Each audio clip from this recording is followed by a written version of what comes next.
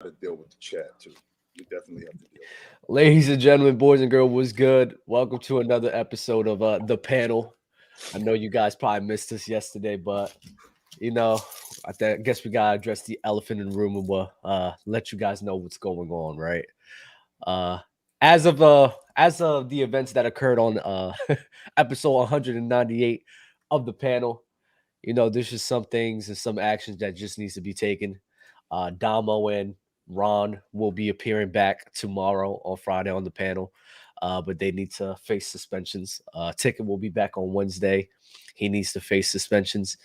And to remind everybody, it's all love and everything up there, but there needs to be certain guidelines and standards set because things like cursing all day on this show kind of holds us back.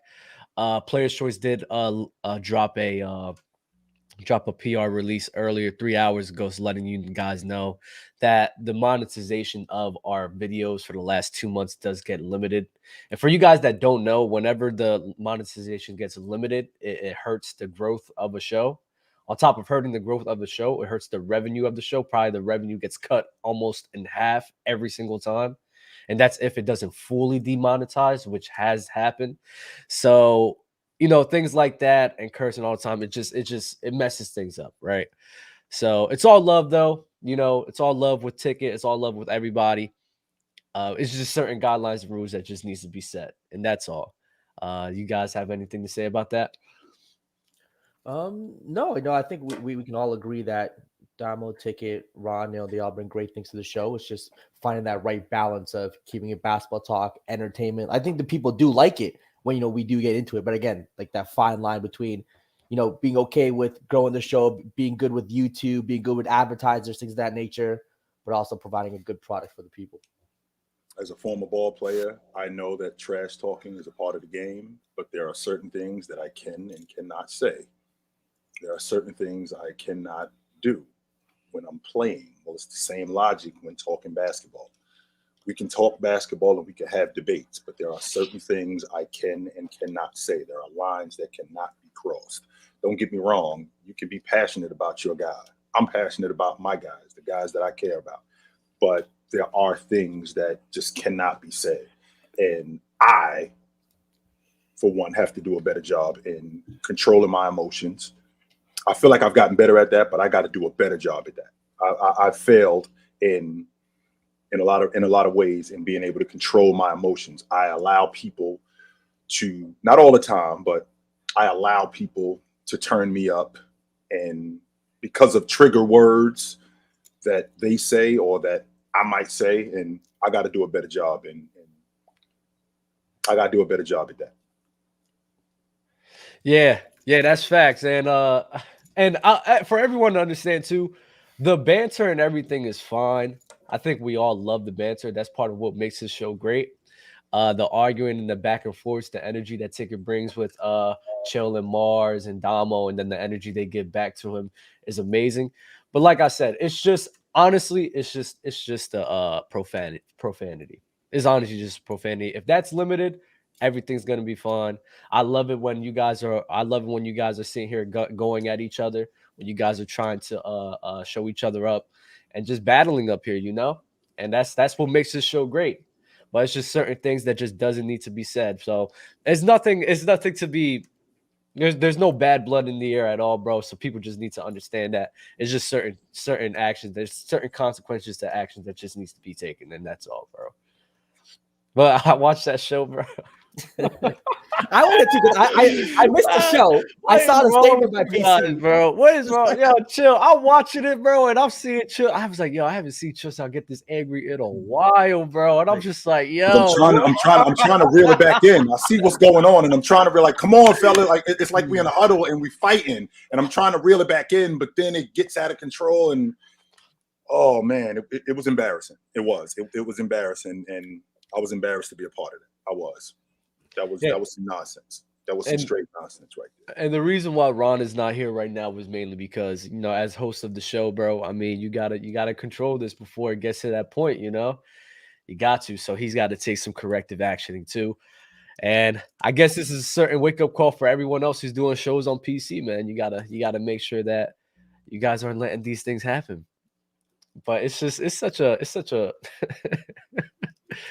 a funny thing. It's such a not funny thing, but it's just a crazy predicament, bro. Crazy. Mars, what you got to say, bro? I'm not part of the problem. Because he's a scumbag. That's why.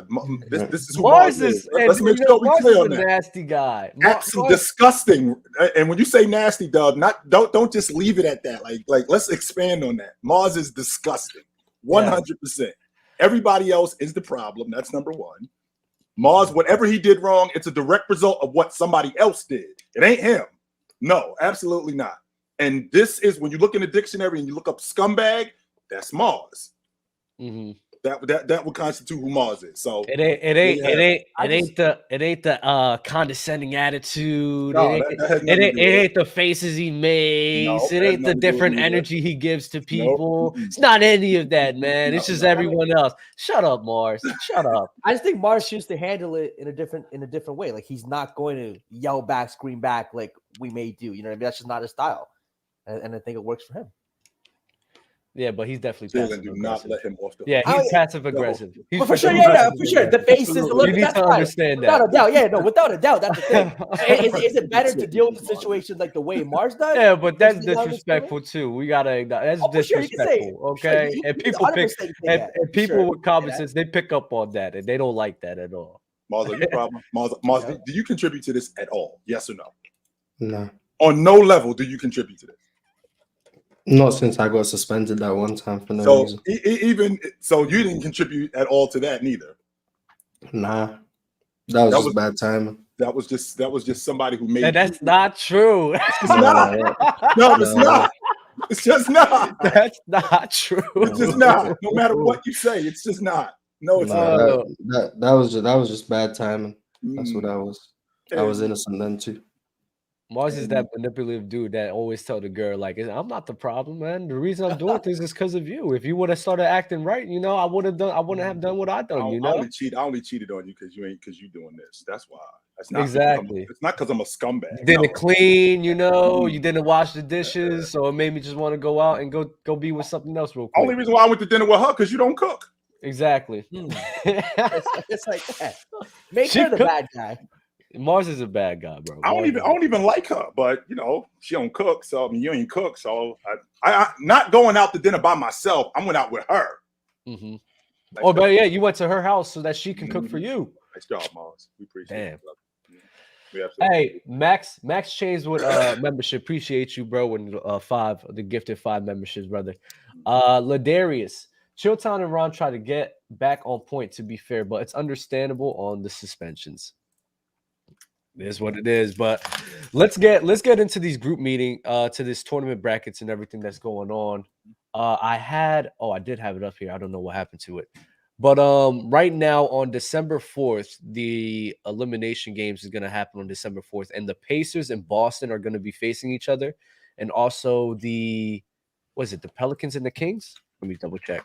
Yes, Pelicans and the Kings. Pelicans and the Kings, right? Mm-hmm. Yes, so yeah, what's the most surprising? Who is the most surprising team to make it into this tournament bracket, and what do you guys think is going to happen? Can you put up the bracket, Doug? Yeah, I got you. Get all the teams real quick. Most surprising team is the bum-ass Pelicans, who shouldn't be there, but Mars, stop cursing, please. That's not a problem. There's nothing wrong with that. I don't think that's a problem, but yeah, there's nothing wrong with that. What's your problem with the Pelicans, Mars? They should have made it. That's my problem. They took out your team and they took out Houston, right? Well, we lost to Dallas and I got them through. They shouldn't be there. That's the whole problem. No, I don't even care about the rest of the tournament. The tournament's trash now. But that's the problem. Would the tournament be trash because Houston is out? Is that why the tournament trash? Because if Houston was still in the tournament, would the tournament not be trash, or would it be good, or would it still be good? It'd be the best thing the NBA ever had. Okay. That's kind of what I figured. I wasn't sure exactly. The Pelicans made it, so who cares? Terrible. Mm-hmm. So this is the tournament bracket right here. We have on December 4th, the Kings and the Pelicans will be playing, and then the Pacers and Celtics will be playing for the East. And then on December 5th, the Lakers versus Suns will be playing, and then the Bucks and the Knicks will be playing in the elimination games. Mm-hmm. I think they're all relatively decent team. Lakers Suns should be a phenomenal game. You know, it could be a Western Conference semifinal or first round or finals precursor over there. Kings Pelicans. I actually think the Pelicans, Zion has definitely improved the past few games. Definitely stepping up. The scoring is up. The passing playmaking is up. All of his numbers are up. So I think he's just kind of figuring it out. Once again, get his legs underneath him again. So that's always good to see. But I'll pick the Kings there for sure. And the Kings are a top 5 team in the league. Bucks, Knicks. I mean, the Bucks, it's so weird because clearly Lillard, you know, and Giannis aren't you know, fully figured it out yet. They're not 100%, but I'm still going to favor them over the Knicks. And Pacers, Celtics. You know, it's going to be Celtics unless Haliburton drops a 35 and 15 and has some crazy game to carry them.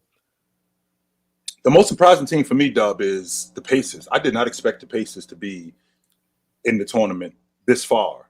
I mean, since considering what they had done, not just last year, but coming up to the tournament, I mean, losing by 50 without Tyrese Haliburton. I mean, I don't think your team is that bad where your point guard isn't playing and you lose by 50, right? So I got a difficult time with that. But I think that they've been, and on top of that, I think they got the worst defense, if not the worst, the second worst defense in the league. They're giving up the second most points in the league.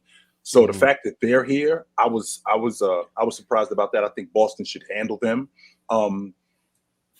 Honestly, I'm going to go with the Knicks. And the reason why I'm going to go with the Knicks is because the same reason why I'm going with the Celtics over the Pacers. Contrary to what you guys might think about as good as the Bucks are, their defense is terrible. They got one of the worst defenses in the game. They can't slow anybody down. This time last year, Dub, just so you know, this time last year, they gave up one game at 120. One. And they had 5 games where they held teams to under 100. This season, Dub, they've given up 5 games where they've given up 120. And they've only held one team to under 100. That's it. So when you're talking about a team that used to play defense, Damian Lillard looks completely lost in any scheme that they're running defensively. Any scheme that they're running defensively. And they can't really slow anybody down. And if you think that you're going to continue to play championship level basketball when you can't slow anybody down, I don't think that's going to happen. And I'm going to go with the Knicks over the Bucks. I am. The Pelicans, I mean, they've won 4 of their last 6, and they beat some good teams. Lakers, on the other hand, the Lakers have handled they handled Phoenix twice, so I'm going with the Lakers. I like it. Mars? I really don't care about this tournament. You're gonna make Showtime blow a fuse, bro. Well, he can't say what he wants to say. So yes, he can. Yeah, you know why he can say that? Because I don't have to use this word and that word to get my point across. I don't have to do that. I don't have to scream at you, Mars. I can have a conversation with you. I don't hit the same, man. I don't hit the same. I got the Suns beating the Lakers. I got the Kings beating the Pelicans. I got the Bucks beating the Knicks, and I got the Celtics beating the Pacers. The reason I have the Pelicans losing is because I'm praying on their downfall. Who's downfall you praying for, Mars? The Pelicans. The reason I have the Suns winning is I'm praying on the Lakers' downfall. What's the this reason praying on the Lakers' downfall for? What's going on, Mars? What's happening? What's the problem with New Orleans? Well, the New Orleans, I'm praying on that downfall because they won my group. So okay, so working with them. Okay. Praying on the Lakers' downfall because we have to play them again on Saturday. So I'm just hoping that they just forget to play basketball in the next week. So they're gonna lose.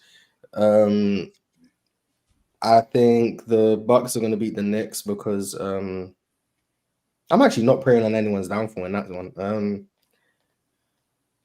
I'm rooting for the Giannis and Dame propaganda. So I'm rooting for them to actually win the tournament because I've seen Dub say that they're not going to win the title. So if they can win the in-season tournament title, Dub was wrong. That's not true. That's not true at all.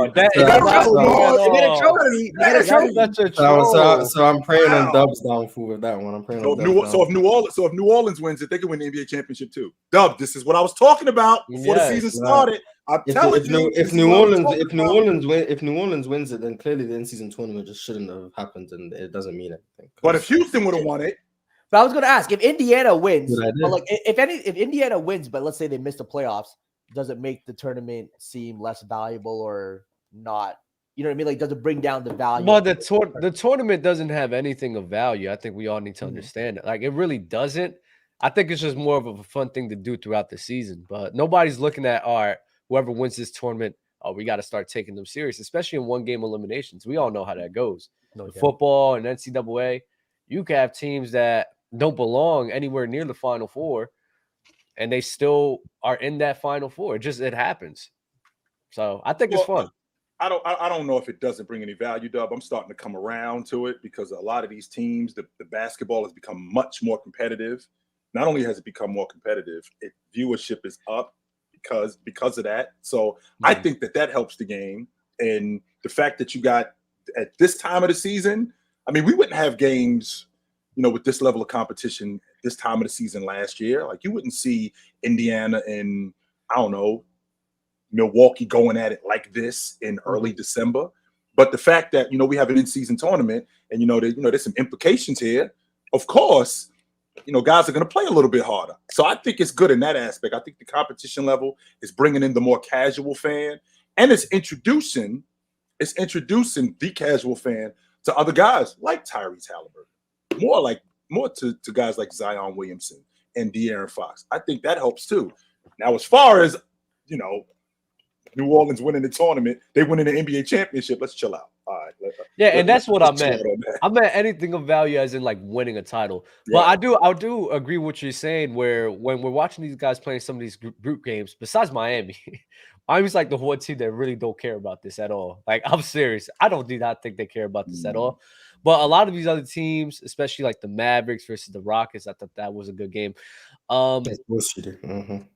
Yeah, definitely.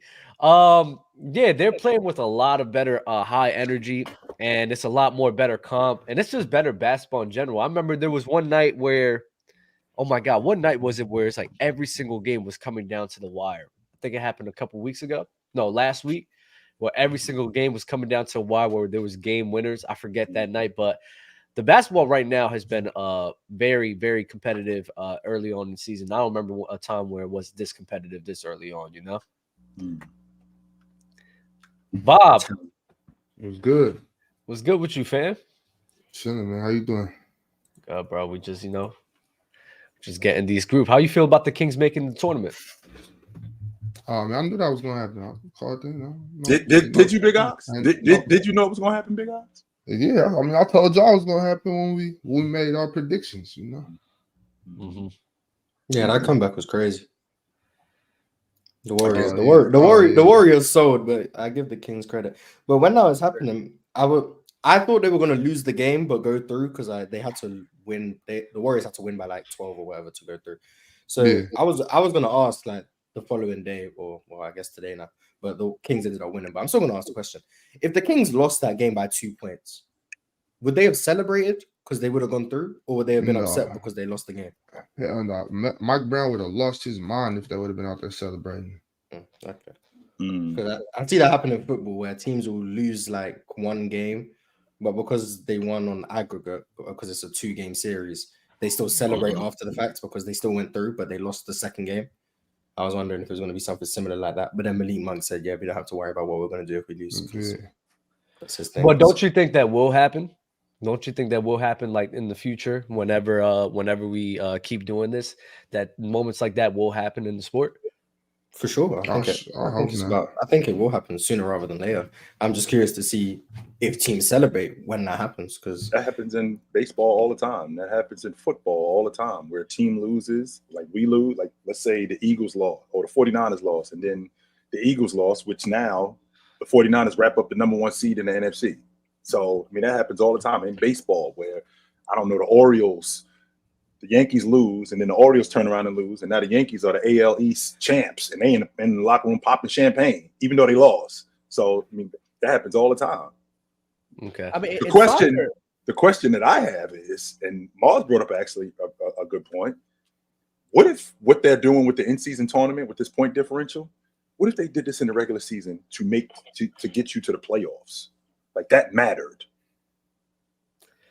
Teams would try harder. I guess Which means the competition level would go up, yes? teams would run up the score on bad nights too against bad teams. Mm. They Yeah, would- but we're already seeing players complain about it during the in-season tournament. So, sure, yeah. Which me and Ox already had this conversation. Yo, you don't like me being up 30? Don't let me get up 30. That's how we get to the bottom of that. I don't want to hear it. well, yeah, I- think that's But I still be better. prefer wins and losses. I'm not versus- gonna lie, if they're getting blown out, it is what it is. You're supposed to be upset after getting blown out. Like you're not supposed to be happy about Yeah, it. but why would you be? Yeah, Oh, they're blowing us out more. How dare they? They're the disrespectful ones. It's like, but y'all know you don't even have to be getting blown out. Like you could be up maybe 10, and if it's like a couple seconds left and the other team goes and scores, then the other team's gonna be crying, acting like they want to fight. Like don't be mad at us because y'all suck, because y'all couldn't beat us. So I'll take that shit. That stuff. You can fix that by not letting us get up by 15. How about that? Yeah, That's how we get to the bottom of that. I would be embarrassed. I never liked the goal, like even in soccer, the goal differential thing. Like there'll be teams, the first leg they'll win, they might lose, or they'll win like 3-4-0. So the second leg, they just park the bus, which means they'll play like a 5-3-2. You know, they'll just try to make the game a very defensive game, incredibly terrible to watch, and they'll be okay losing 2-0 because they know they have 4 goals in hand. So I think it kind of hurts the product in some ways, which is why they got rid of it.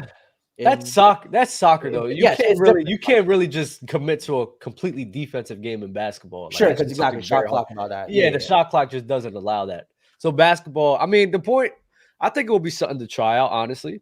Especially like Chotown said, I think it will be more effort out of the guys earlier on rather than just late in the season in April or in March, you know? You do have teams like, for example, Minnesota is out of the tournament, even though they got the same record as Phoenix, but because of the point differential, they're out.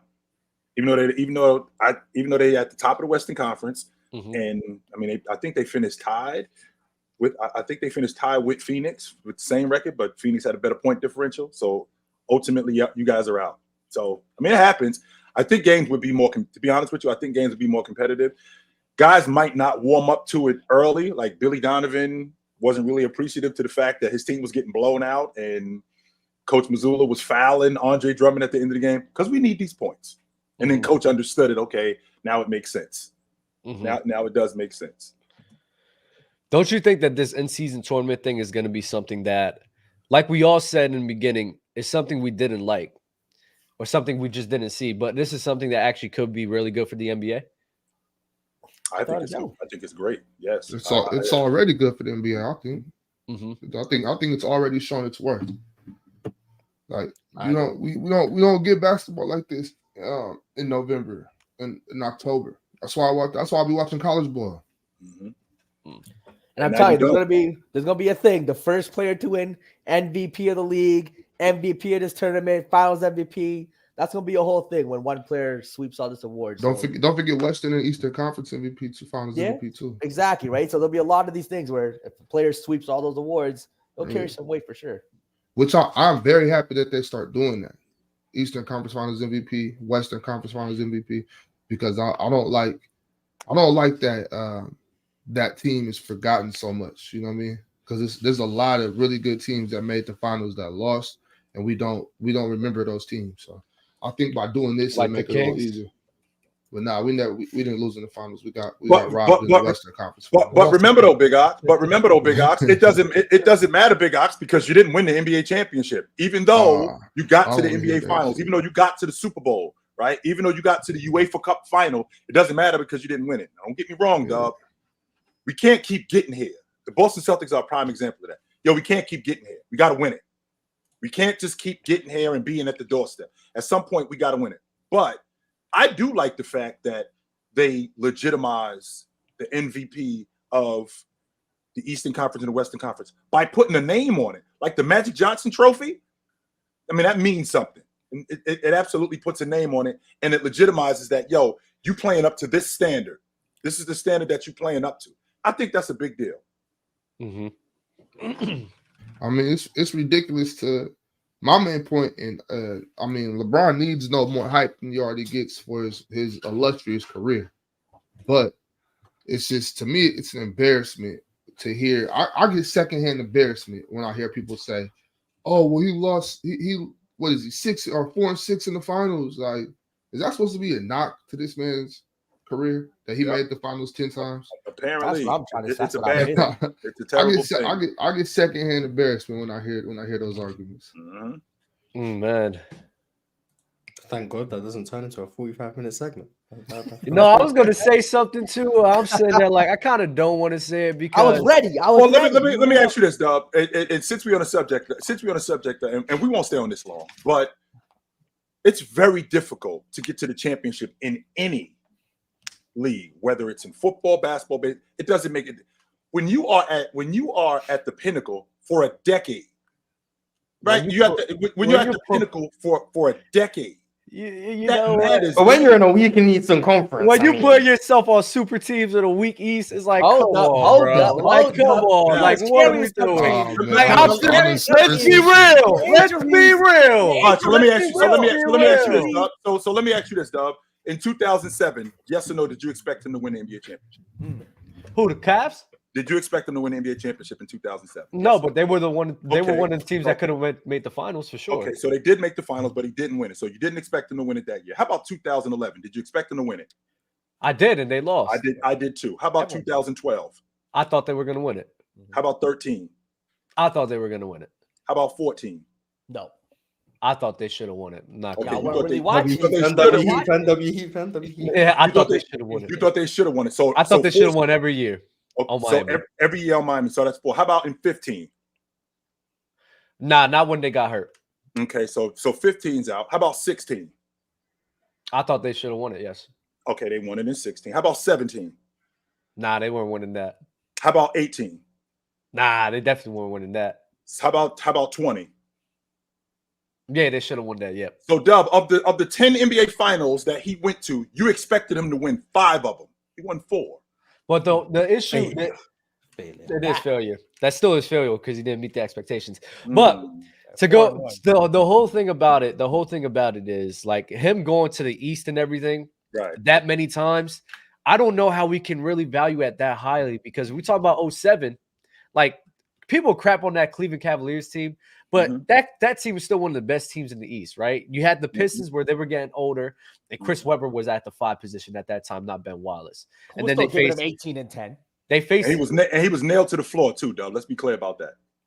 Webber was nailed to the floor. He could barely run. He lost that. He's still giving up 18 and 10. Exactly. Yeah, but he was. Not all 18 and 10 is made equally. Come on, who was giving him 18 and 10? He averaged 9 points a game that year. He was terrible. I think he averaged 18 in Philly, but that was before. No, he averaged 20 in Philly, and then he fell off a cliff. Chris Webber was not that good. I'm thinking of Philly. Okay, I got you, Jalen. In Detroit, he was over. In Detroit, he was finished. He retired the next season. He was over. Yeah, Detroit. Even that Philly Chris Webber was far from the same Chris Webber. He was over too. Yeah, he was over too. The points were they were respectable points, respectable stats, but that was not Chris Webber. But to your point, Doug, keep going. So he's beating the Pistons. He's beating the Wizards, where Gilbert Arenas at that time. He's beating the Nets, which was like a 500 team at that time, I believe. Let me see if Vince Carter and Jason Kidd playing that series. Let me double check. Yeah, they both played in that series. That was a team that was a 500 record. So in my head, I'm like, 07, Gilbert Arenas didn't play. Just so you know.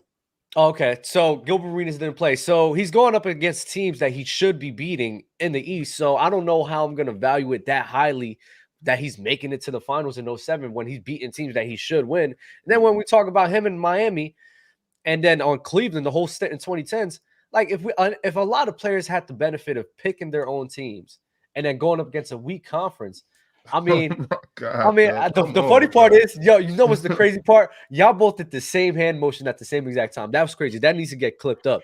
But let's be honest. Like, if none of these guys has the benefit of doing that, so how can I just praise him making to the finals that many times when he's doing that? He has a benefit that not a lot of guys, nobody has had in NBA. I think it's less about, and Jalen, maybe you feel differently, but I think it's less about him making the finals because he beat all these crazy teams and he was the underdog in all these series he made. for me is the fact that every year he's playing 75 plus games in the regular season. Then on top of that, he's playing another 20, 25 postseason games, 100 game years every single year. And then he comes back the next year and does it again. That level of consistency to be able to play 100 games a season in order to be the person who's the last person playing NBA games is what's more impressive to me. The Warriors made 5 straight, and it's less impressive that, they beat all these crazy teams to make it. 5 straight years of playing the most games in the league, that takes a toll on your body. And he's done that. He did that for 8 straight years. That's what's impressive to me. It's not, he beat this all-time great dynasty in the East to beat. That doesn't really mean much to me. It's the fact that every year he's playing that many games, and it shows no signs of slowing down in the playoffs. He gets better in the playoffs after all of those games, after all those miles, after all those minutes he's playing. That's what's impressive to me. That level of consistency. Mars, you call it consistency. I call it dominance. You know what I'm saying? And it is consistency. Obviously, I know it is consistency, but that's just complete dominance.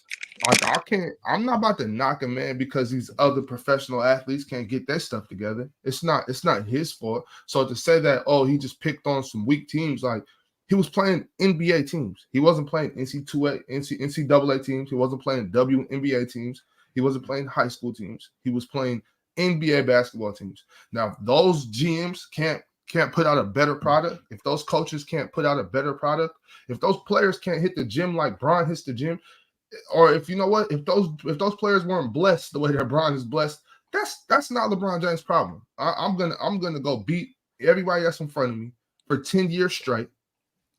That's dominance. That's why LeBron James is the GOAT. I think we minimize sometimes. I think we minimize sometimes the teams he goes up against because of that dominance. People forget there was that Atlanta team was a 60-win team that he dominated. See, stick with my point. We're not hearing about Atlanta. Miles, why is that ridiculous, Miles? Can you elaborate on that Atlanta team? Everyone knew that Atlanta team was not about to do no damage. Everyone knew. Okay, so when you say they weren't about to do any damage, what do you mean they weren't about to do any damage? Like they weren't about to win the NBA championship? Is that what you're saying? Everyone knew they weren't beating the Cavaliers.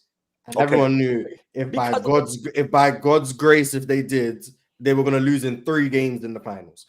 Everyone knew that team was in series.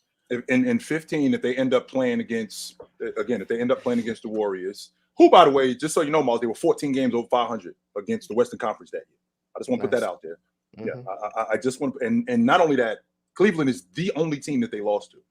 That's it. They smoked everybody else in the East. Everybody. So the fact that they lost to Cleveland, who at that point had the best player on the planet, I don't think that should lessen Atlanta. I don't think that should lessen who they are and how good they were. They just amazing team. They just ran into a buzzsaw. That's all it was. It doesn't lessen them because they lost to the Cavs. They just weren't as good as 60 wins. And to your point about playing that many playoff games and playing that many games years in a row. I mean, Mars, don't leave out, twice in 3 years, he played in Game 7 of the NBA Finals. So the most possible games that you could play in the NBA. He did that twice in 3 years. In 13, they played in Game 7. And in 16, played in Game 7. So to play that many games and to be that good for that long, that's pretty incredible, B. It is. Yeah, I think that's Raptors more. teams are so underrated. Just because they got dominated by Oh LeBron. my God! Those Raptors teams were good. No, we were winning 50 games Jalen. every year for like a 3-4 year stretch. We had the most wins in the NBA. Jalen, no, that's not true. Most wins. It's the term we. We had the most wins in the NBA for a 4-year stretch. We're the Raptors, and just because LeBron was in their head, made it LeBronto. It made them seem worse DeMar DeRozan was folding on every team. Even besides the Cavs, he was just dropping. That's just why were we beating every other team in the playoffs except the Cavs?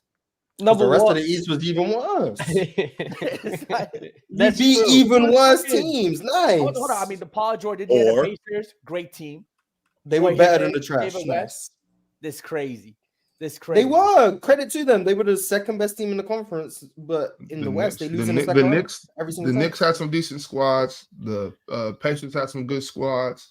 We already talked about Atlanta, the Wizards, Derrick Rose Chicago, Bulls, that was a good team. Toronto. Miami in 2016 only had D Wade, literally, because Chris Bosh wasn't there.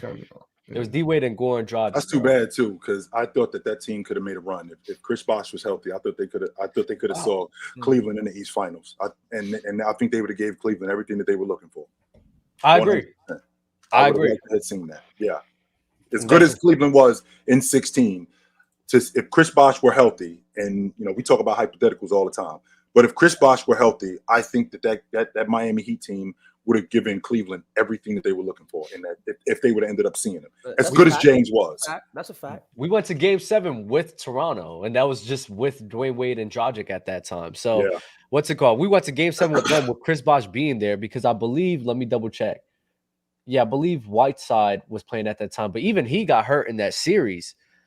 So having a fully team healthy going up against, oh man, y'all gonna call me nasty, but that team could have definitely beaten the Cavs, man. I'm just gonna be real. They would have given them a run for their money.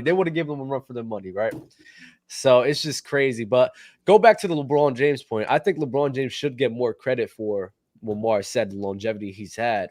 But when you're like him going to the finals, to me, it's just, it is what it is to me. I'm not gonna praise him that crazy just for going to the finals, and that's just me.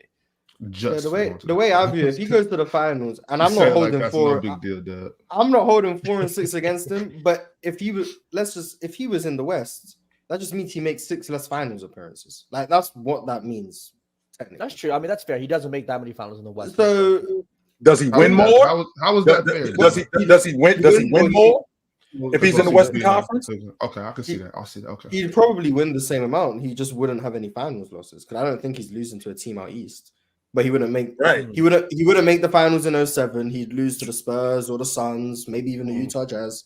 But Mars, we can't put it that way, Mars. We can't do that, Mars, because if he was in the West, he wouldn't be with that same Cleveland team. So let's say if he was out West, but he was on another team that's better than that Cleveland team, then they could have beat the Suns. They could have beat the Spurs. They could have beat the teams they was losing to in the finals.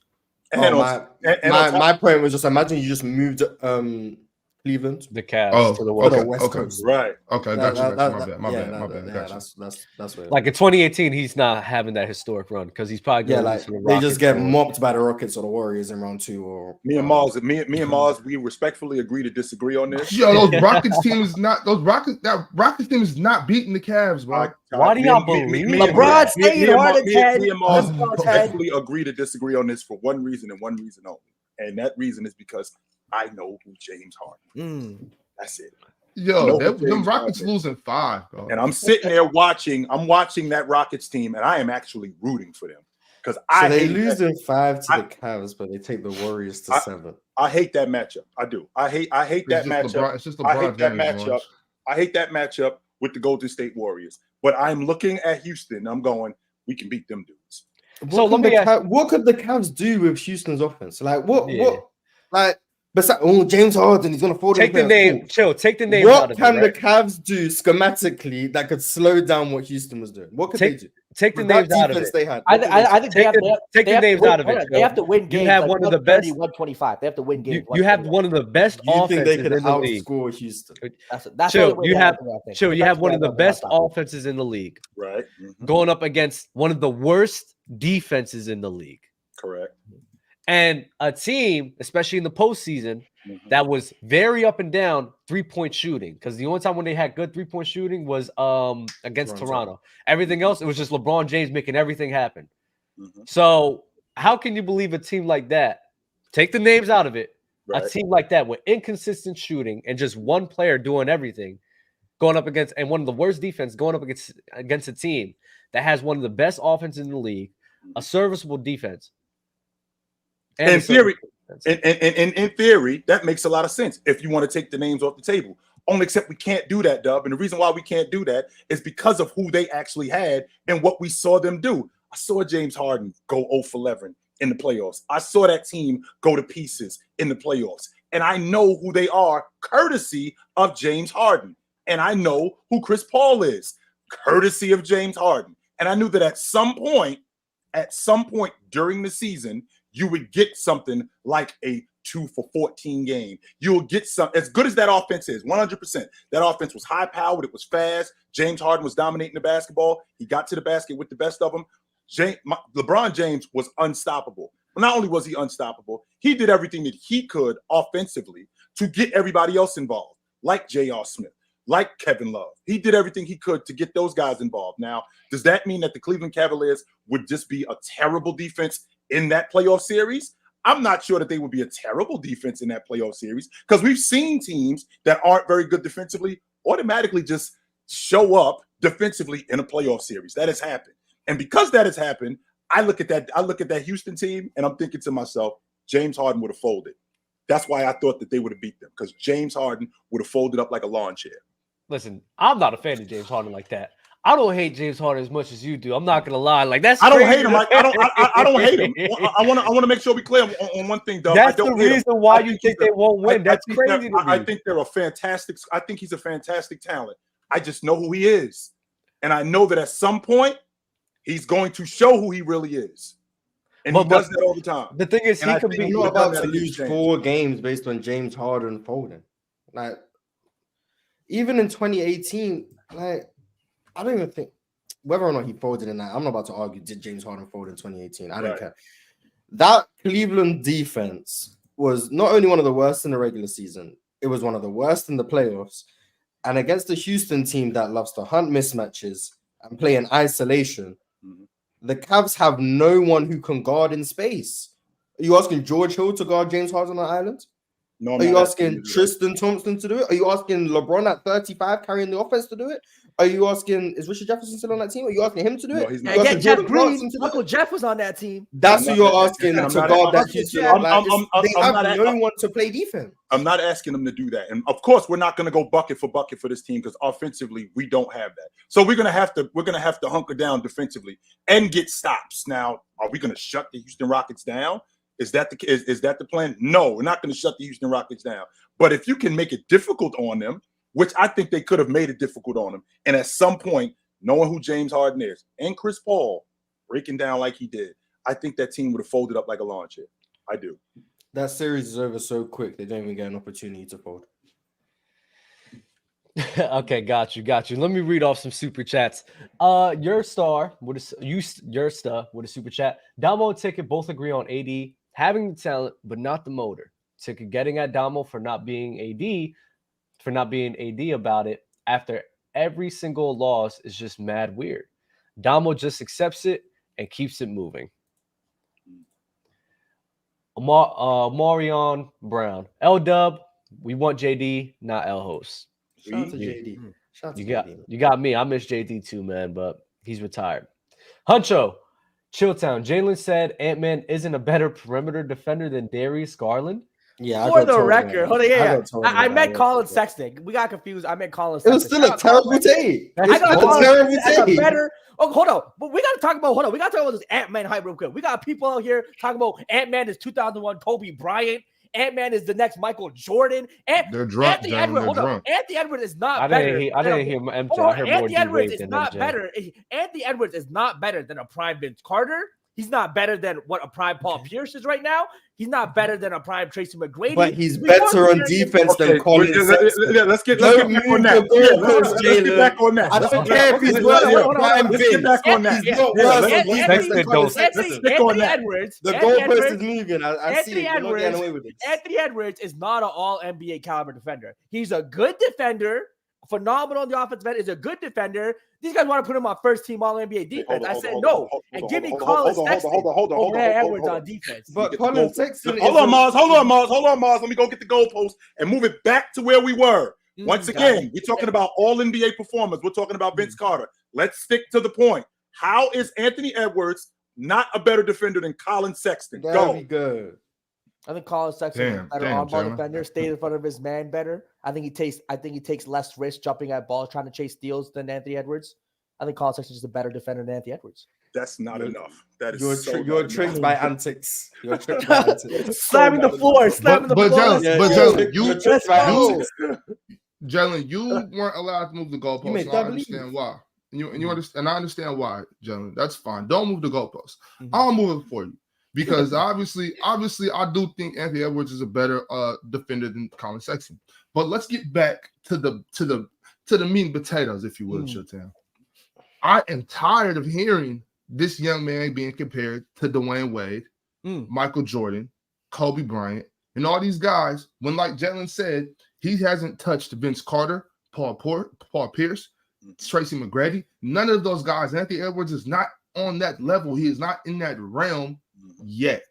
Now, maybe in 2-3 seasons, we can start seeing a Vince Carter like. But let's keep Dwayne Wade and Michael Jordan out of here. Kobe Bryant. Let's keep that out of this conversation, and let's just wait for this young man to achieve Vince Carter first. I was told he was more skilled than 2001 Kobe Bryant. I was like, what? Somebody lied to you, Jalen. You can't talk basketball with winos and alcoholics. Yeah, but that doesn't mean you just match their. That doesn't mean you just match their bad take with another bad take. Man, so that we get heated. Not every take deserves a rebuttal. Not every one of them does. That's right. Like someone said, "Hey, and Edwards more skilled than 01 Kobe." Just move on and keep it pushing. Like, that should go in one ear and out the other. I got you. Yeah, that should go in one ear and out the other. That's not something that you should even entertain. But then you double down on it and tell me that we got to match the energy. We got to match the energy, Joe. We got to match the energy. Than Anthony Edwards. Now, what I'm going to do is I just heard Anthony Edwards is more skilled than 01 Kobe. That just went in this ear and went out that ear. I'm good. Yeah, you just let that one move on. Like clearly, whoever said that either wanted a reaction or lacked some intellectual capacity to talk basketball. Well, in those people's defense, now Kobe tape, I don't want to hear that.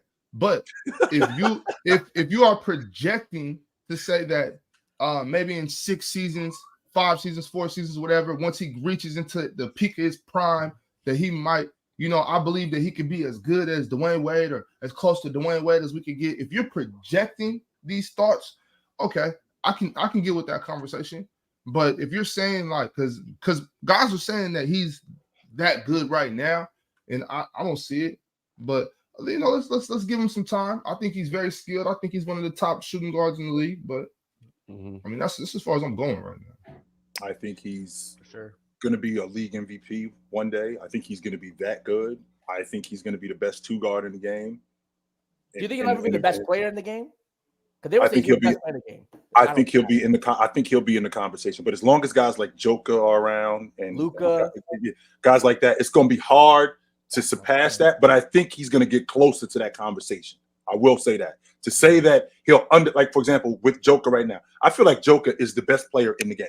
To say that Anthony Edwards in a couple of years will be the best player in the game, as opposed to being in that conversation, I feel like it's more realistic. To say that he'll be closer to the best player, as opposed to him being the best player. I think that's more realistic than saying that he'll be the best player in the game. Because I think that's a tall task. Because when you got a guy like Joker who does everything that he does, right, and not only does everything he does, the volume that he does it and the efficiency that he does it. And what it translates to, it's going to be hard to surpass that. It's going to be very difficult to surpass that. Even though Mars, quick side note, he had 15 assists last night, like 4 or 5. I watched the game, so you don't have to tell me what happened. You don't have to. It's crazy. I just so you know. But it's going to be hard to surpass that. But I do think that in the next coming years, not that long, Jalen, I think that he will be the undisputed best 2 guard in the game. I do think that. I think Luka exists. I think it'd be very hard for him to catch a Luka. Jason Tatum, I think, again, he's still relatively young. Wemby. He has another. Yeah, Wemby and Chet. Those are other 2 guys. Wemby and Chet, I think, can easily surpass him too. I won't say easily, but can get in the conversation if he's better than those 2. You know about who? Wemby or Chet? Maybe Wemby, but Chet, nah, not yet. Chet's been better than Wemby. No, Chet's better than Wemby, but we're talking about potential, right? We're talking about you don't think Chet's potential? What potential is Chet missing? Like what's he to missing? Be better than Ant? To be maybe the best player in the world. What's he missing? That's like I don't know if he's gonna get to that level. I just don't know. Maybe I gotta see him on like a higher scoring load, because what he has been doing with Shane Giddey has been amazing. But maybe I just got to see him more with a higher load. You feel me? I guess what you could say, I'm taking what he's doing with a grain of salt with Shea next to Shea. Because he's new. But here's the thing, though, Dub. This is what you got to get off of, Dub. I noticed this about get off. Yeah, this is what you got to get off of, Dub. I noticed that you hold a guy in a higher regard when he has less around him, as opposed to a guy. You hold a guy in a higher regard when he has less around him, as opposed to a guy who has not just more, but significantly more. I can get with that logic to an extent. But when you play with better players, I shouldn't be penalized for that neither. That should not happen because I played with better players. Because when I play with better players, there's guys who play with better players and haven't been that good.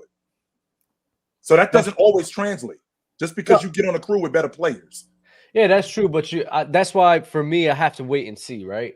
So I need to wait and see and confirm. If I see somebody succeeding with a crew and the crew is amazing, I got to see what they can do with a crew that's not as great. And if they're able to uphold that, then I can sit here and be like, you know what? He really did have that skill set. That really was who he is. But until I see that, it's kind of hard for me to be like, all right, he's this great as a player, even though he played on a great unit. While you have other guys like we could use Victor and Chet right now. Victor's on one of the worst crews in the league right now. It's on one of the worst crews in the league right now. And I think he can have a better output if he's playing on the Oklahoma City Thunder. But he can't really do that right now because that crew is so bad. And I think if Chet is on that Spurs crew, I think he would struggle as well. So I'm not going to be like, all right, now I think Chet is better outside of their situation. I think Chet is better, right? But I do think when players are in different circumstances and different scenarios, I think it's important to key in on that to understand, all right, maybe their productivity as a player isn't what it really is. Maybe they're not that bad and not that good. Which is fair. I think the hype with Ant too is I think everyone loves his personality and the way he attacks the game. Like the interviews, he'll say he's the best player in the league. He's not scared of the big, but like he says all the right things to make him captivating, interesting, and like he's the man. So I think that definitely helps in terms of why people are trending towards Anthony Edwards. But also, obviously, Minnesota being first. But even if Minnesota finishes first in the West, let's say they keep on track to finish first to end the season, does anyone think they're winning a championship?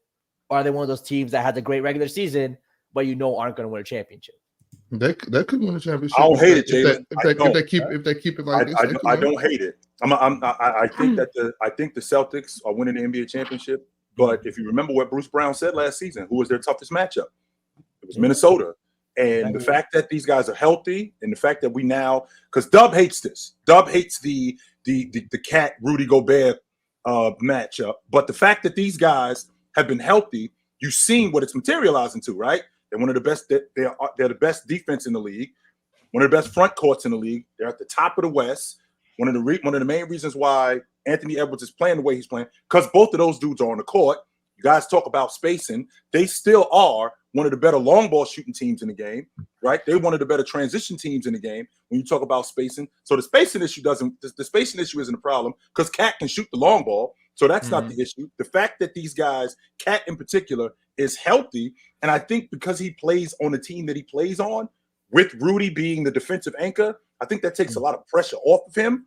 For sure. So I don't think it's nuts to think that if they could get past Denver, if somebody else could deal with Denver.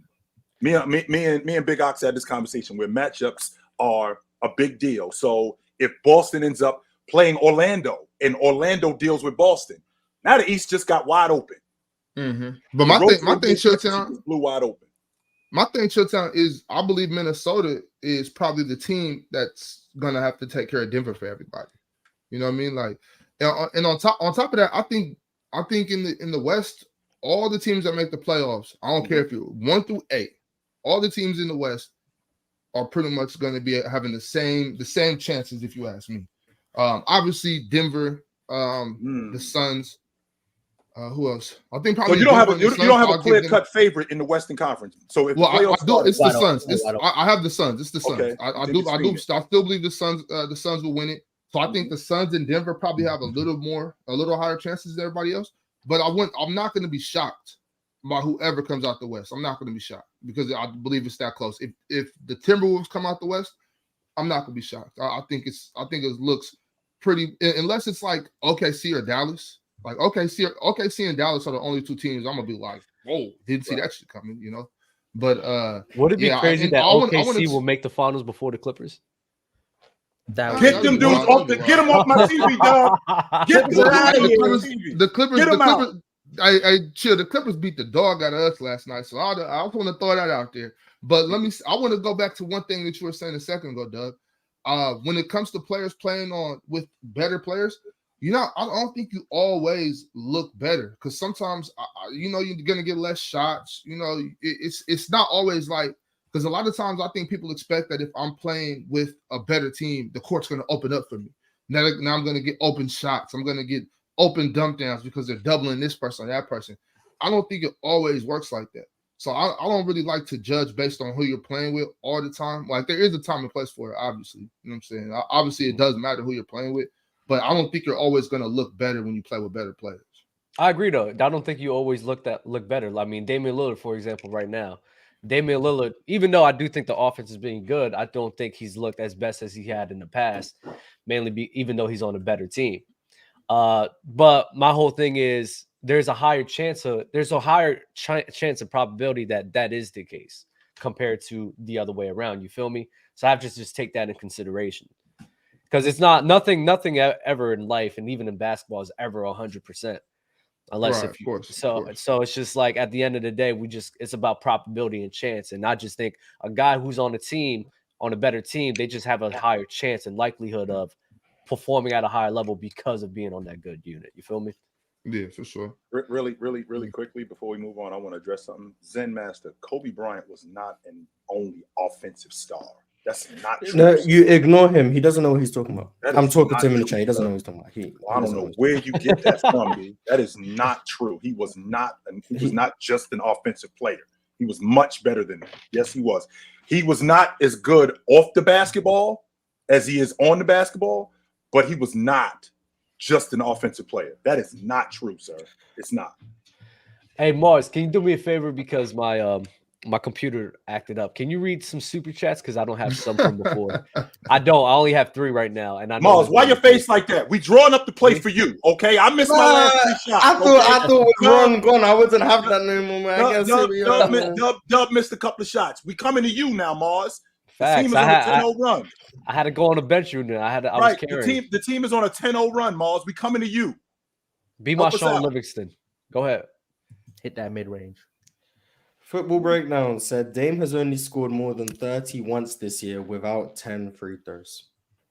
Yeah, he's been a disappointment. He has been getting to the line. He is a free throw merchant right now. I don't get why we're taking away his free throws. Like, they're not points. I'd say, are they deserved free throws? I mean, if they're deserved, then they're deserved. I mean, if the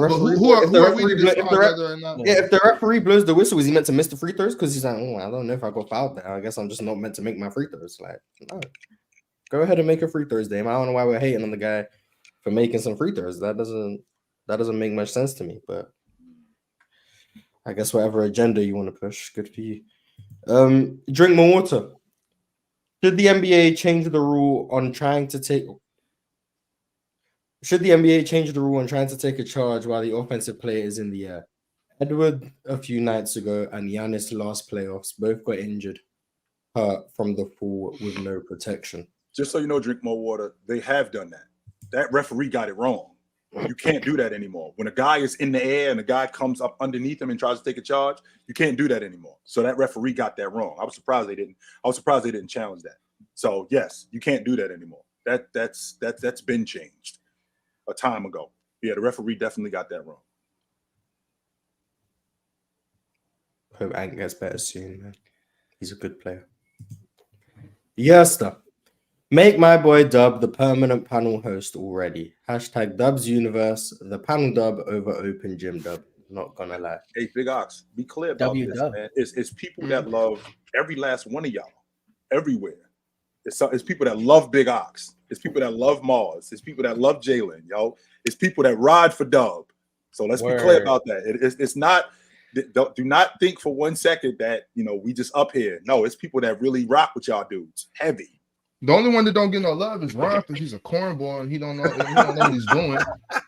Ron don't get a lot of love anywhere, and I'm actually feeling bad for Ron. I'm not gonna lie. He don't deserve no love, Dub. He don't deserve it. Yeah, Ron needs his own Henry. That's what Ron needs. He hasn't earned it, Dub. Dub, he hasn't earned it. Okay, get Ron. Get a burner, man. Get a burner. Yeah, if anyone wants to be Henry for Ron, I mean, get Ron. Get Ron off my StreamYard. I don't want to see that dude. Man. He'll do this. What you guys want me to do? Like. Like, what you guys want me? Good job, Ron. How about that? How about your job, Ron? I gotta say it like that, dog. You are the MC. You are the master of ceremony. That's your job, Ron. How about that? Get on your job, fam. Nah, Yeah. really, that's just some computer stuff though. Because Ron gets love in real life. You know what I'm saying? People love Ron everywhere we go. That is- People, you know what I'm saying? People love Ron. They open, around Ron. stuff is opened up for Ron. You know what I'm saying? People love yes, that they do. dude. But on the internet though, man, get that man off my screen. Yo, I like you, Ron. Him driving too is god. Wait, Showtime, did you drive with Ron? Oh, yeah, I did. man. It wasn't bad. Oh, I've been in a couple Ron a bad driver? collisions and Oh, whatnot. geez. Riding with Ron. I don't ride with Ron no more. I drive. Ron insurance go crazy. Ron was scaring me, bro. I'm not gonna lie. This dude is crazy. Get Ron from behind the wheel. Get off the wheel. Get off. Go for Will. Mm. Marchant 2K. Is it better to make it and not win, or to only make it once or twice and I presume win? Still, so much needs to go right, injuries, etc., to even make it. It's better to make it and win. It's better to just try. So to win. would you rather have a career with 2 finals appearances and 2 wins, or 9 finals appearances and 1 win? Mars, how much differently today? Today, Two and I know that you don't want to talk about this, but today, Mars, how differently are we talking about Karl Malone if he went 2-0 in the NBA Finals? Oh, Considering everything that he did, The Masters are talking about him like he's borderline. He's top 10 player of all time. Yeah, Borderline top 10. I don't know, he's the second best power forward of all time. I'll put him ahead of Kevin Garnett. people would have him as the second best power forward of all time. I'd have to, and I love. Yeah, Kevin. but Y'all know I MJ's love 4 Kevin, and but I would have 2. to. I actually think he's higher. Ooh. Yeah, See, if that's MJ's the 4 and real 2. question, Morris. That's If the MJ's real 4 and question. 2. Give me Kobe. But See, I don't think that should change their positions because we can have intelligent basketball conversations and understand it's a team game. Oh, Understand here we wins go. and losses. Jalen- Jalen is lying. Yeah. Jalen is lying. Jalen This is is all lying. No, because facts. Jalen, look, Jalen Jalen, has wait. said out of his own mouth, you need to get that one. That's what he has said out of his own That mouth. is to get true. that one, Once you Jalen. get Jalen more than have to one, get then he that says, one. Why okay, do well, LeBron you fans I do was that? wrong. Like, I I was don't wrong. already understand said that. you need to I get was He's wrong. wrong. I was No wrong and I've way. learned. Kevin Garnett Hey. is better than Dirk all time. We know this, even though Dirk got Yes, his we do know finals- this. Exactly. Okay. And he got the finals MVP. They both ring. have one. Well, sure, but I mean, No, KG but KG won on a super team, man. It's not the same. Dirk did it all alone. Oh, He All had right, his guys not get right hurt. now, Dub. Not right now, Dub. Let's stay focused, Dub. Let's stay focused, Dub. Hey, Okay. because Chilltown, look. Now I know 100% that it's basketball is a team sport. But was that in '98 when Karl Malone just had the ball sitting on his hip and Jordan came baseline and plucked that? Like that's the team didn't do that. Karl Malone did that. You know what I'm saying? Open up, Yeah. see the floor. Now, Somebody talk. You know what I mean? So I'm not saying that was Karl Malone's fault that they lost, but I do think 2 rings changed the way people talk about Karl Malone because a lot of times people forget about how good he was. And now I know there's off the court things, that are contributing to this and whatnot. I want to stick to basketball right now for a second. I just feel like he needed those 2, and if he needed those 2, he would get talked about. There's people that have him as the GOAT. Honestly, just being honest. I think Karl he Malone would- had 2 rings.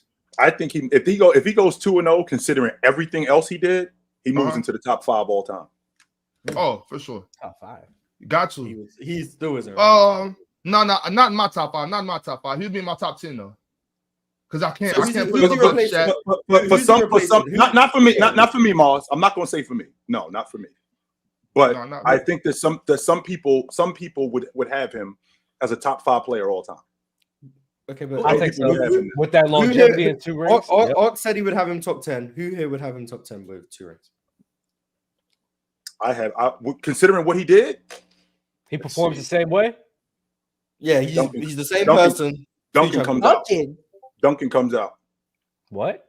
Yes, Duncan got to come out. So So you think any- Karl Malone will be the best? Anyone who can't keep up, Chill thinks number 32 was One more time. player So, than Tim Duncan. okay. He just didn't have the team success, which is why Tim Duncan ranks higher. That's what he just okay. said. For the Okay, people I who can't understand that. I understand. That's that. what you said. I feel First of all, different, first of all, I'm on record. I'm on record that what matters when we're talking about being an all-time great. One of the things that matters, winning matters. All the other stuff that you do matters, but winning matters. and that could be the separator. So a guy like Tim Duncan, as good as he was, the best 4-man in the game, one of the things that supplants Tim Duncan as an all-time great is the fact that he won. That's why Malone isn't in that conversation with him at that particular time, because he won. So if Malone goes 2-0 and beats Jordan in the finals, not once, he does it twice. In addition to everything else that he did, being the second all-time leading scorer in NBA history, being first-team All-NBA for 11 straight years, making an all-league defensive team, being an all-star, being an all-star MVP, being a multiple all-star game MVP, taking his team to the NBA champ, all of these things, in addition to winning, he has to get catapulted higher than what he is. And guys like, again, Tim Duncan, with, I feel like, don't get me wrong, I feel like Tim Duncan as a defender, I think that he's ahead of Malone, but the winning, I think that's the separator. Where's John Stockton rank now with 2 rings? Oh shit. Yes, another Good guy. question, Mars. Thank you, Mars. Well, he's already better than Isaiah Thomas. We do know this. So He's already 'cause- better Get than- that guess- Steve Nash up out of here. Well, I think he already thinks No, that he's better than True Steve Nash. already has. I'm asking, how much closer does he get to Magic Johnson? Oh, you can't get much closer for me. Would he be better than Stephen Curry? Let's get down to the details, right? Would John Stockton be better than Stephen Curry? As a player, no, but as a league guard, I already think he is. As a league guard, I already think he is. But Don't as a you have player, Stockton number 2 as a point guard all time? I do. Yes, Yeah, I so do. how That's much- because Stu doesn't rank Steph. as a Yeah, point guard. but I don't have Steph as a league guard. No, I don't. so Stockton, because he can't go higher than 2. I don't think you're going to put him over Magic Johnson. I would not. But those 2 rings, Mars, in the magnitude that they would have won them against who they won them against, and everything else that he did, that's the only thing that's missing. Which is why you and I had this conversation, Mars, about what happens if this works out with the Clippers. You put a championship on Russell Westbrook's resume. How much different does Russ's resume look?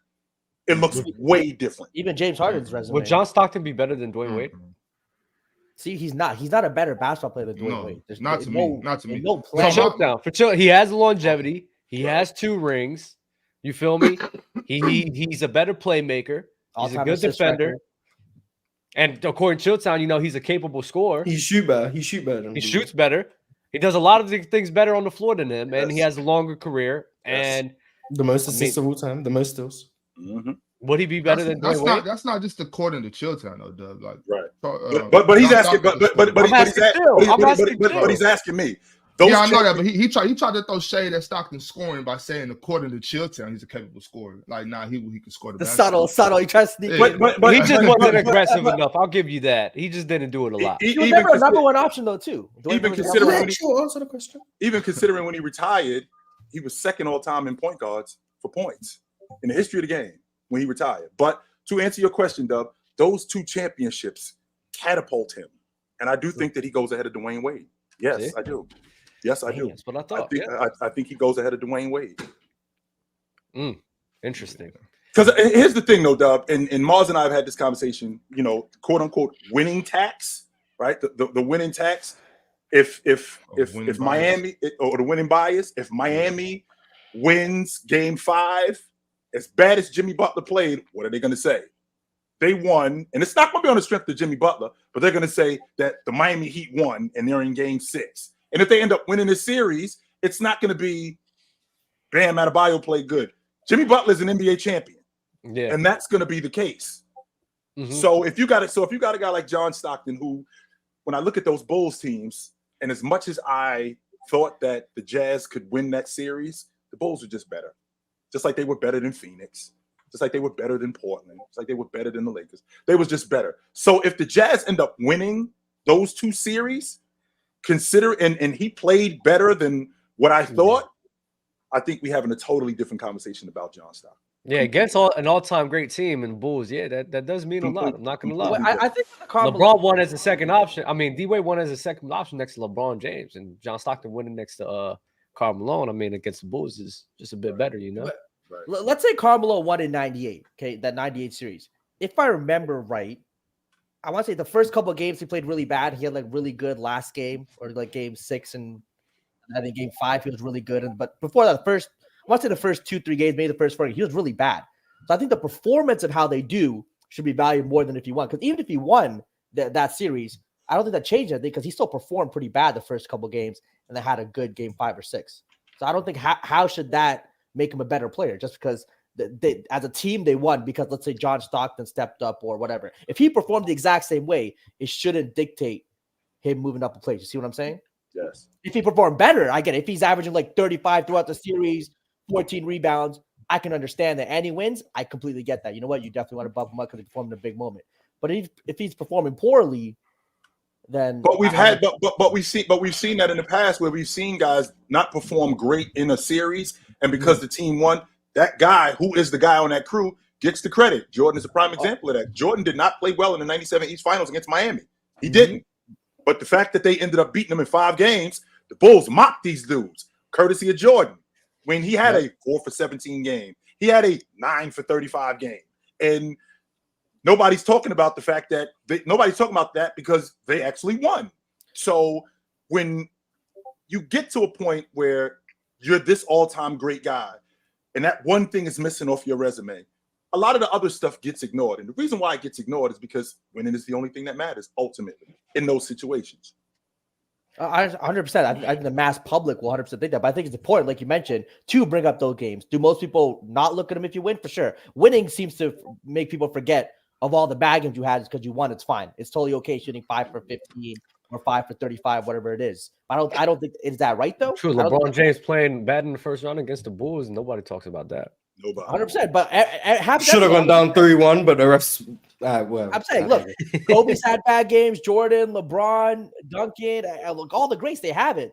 But it just seems, again, for some people, those bad games are remembered more than others. Mars, do you mean that series against Chicago in 15? Mm-hmm. I think that was the second round. That was the semifinals. The second round? Yeah, I think that was the semifinals when he hit that buzzer beater. Yeah, Boston was round 1. Boston was round 1. Yeah, I think that was the semifinals. Yeah, should have gone down 3-1. David Black trying to call a timeout when they ain't got timeouts. Bull should have had a technical. But hey, and by the way, Mars, I'm glad you brought that up because you also leaving out that David Black drew the play up for somebody else. And what does James come in the huddle and do? No, we ain't running that. Give me the ball. Game's over right here. He did do that. Game should have been over when David Black tried to call that timeout. But shout out David Black. I don't think he ever got a fair opportunity. Yep. He didn't get a fair opportunity. I felt bad for him. Mars, can you guess do some more super chats? Yes. Let's do it. Almighty Lambo, the way you guys switch up in 15 when all I heard all year was the Cavs can't beat the Bulls and the Hawks. Hindsight is crazy. I mean, well, I was 5 years old. I don't know what you're going to This is what I'm saying, though. People were acting like, oh, this Cavs team ain't good enough. That Hawks team was amazing. That Bulls team with Derrick Rose. Whoever thought that the Cavs were beating those guys just. I mean, if that's the case, the way you LeBron fans have hindsight when all I heard all year was why the Cavs could beat the 17 Warriors. I mean, hindsight's crazy. I remember all year hearing why the Cavs could beat the Warriors. You know what's so crazy? I'm being honest. Christmas Day game, the fact that they had their numbers psychologically. I remember hearing. I have something to admit. I have something to admit. Guys, I have something to admit. I heard all year why the Cavs would beat. You know what's so funny? And the Cavs go 12-0 in the Eastern Conference to meet the Warriors, who were also 12-0. I still heard why the Cavs were going to win. 17? Yeah. Yeah. In 17, I'll never forget. Mars, I'll never forget, right? It was Christmas game. Watching it. This is my all-time hate of Kevin Durant and Stephen Curry. It is my all-time glazing of LeBron James because I used to be a LeBron James fan. I see the Christmas game. I see them playing. Hit up my group chat. You see, this is why the Cleveland Cavaliers are going to beat the Golden State Warriors. They ain't got no heart. They ain't got no drive. They're not going to sit here and be able to maintain Kyrie Irving and LeBron James. It's just too much for them. They got Kevin Durant for no reason because they're still going to lose to LeBron James, King James, the greatest of all time, and Kyrie Irving. I said Kyrie Irving better than Stephen Curry too. So guess what? They're going to beat them, and they're going to wax them, and this game is why.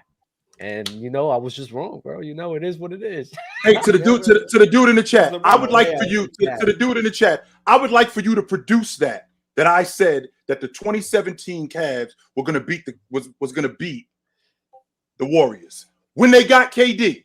I would like for you to produce that I said that because I did not like that matchup at all. I did. When they got KD, I was not feeling that. So I would like for you to produce that, B. I would definitely like to hear your logic when I said that and who I said that to.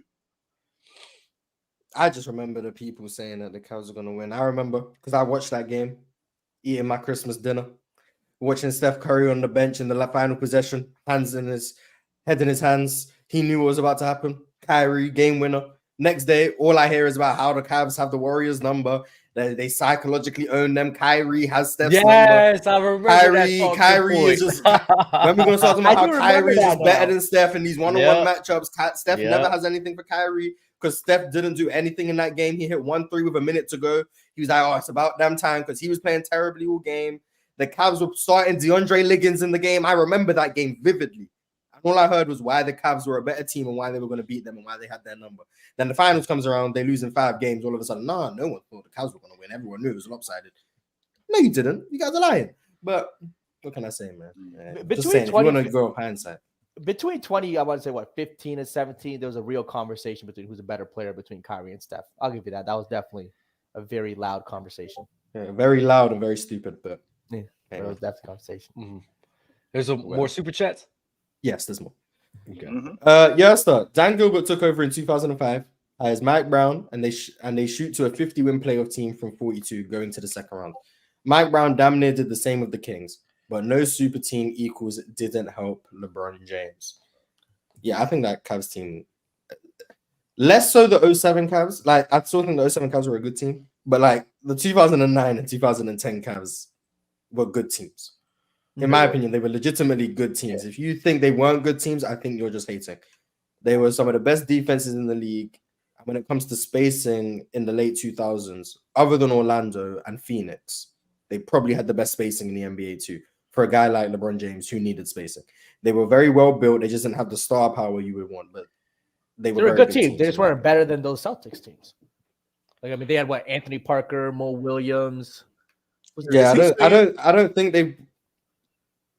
they could have beat Boston, but I think a lot of that, not a lot, but there's a portion of that is because of LeBron James deficiencies that a lot of people seem to just act like, well, it's none of it's on LeBron. It's the fact that he didn't have enough help.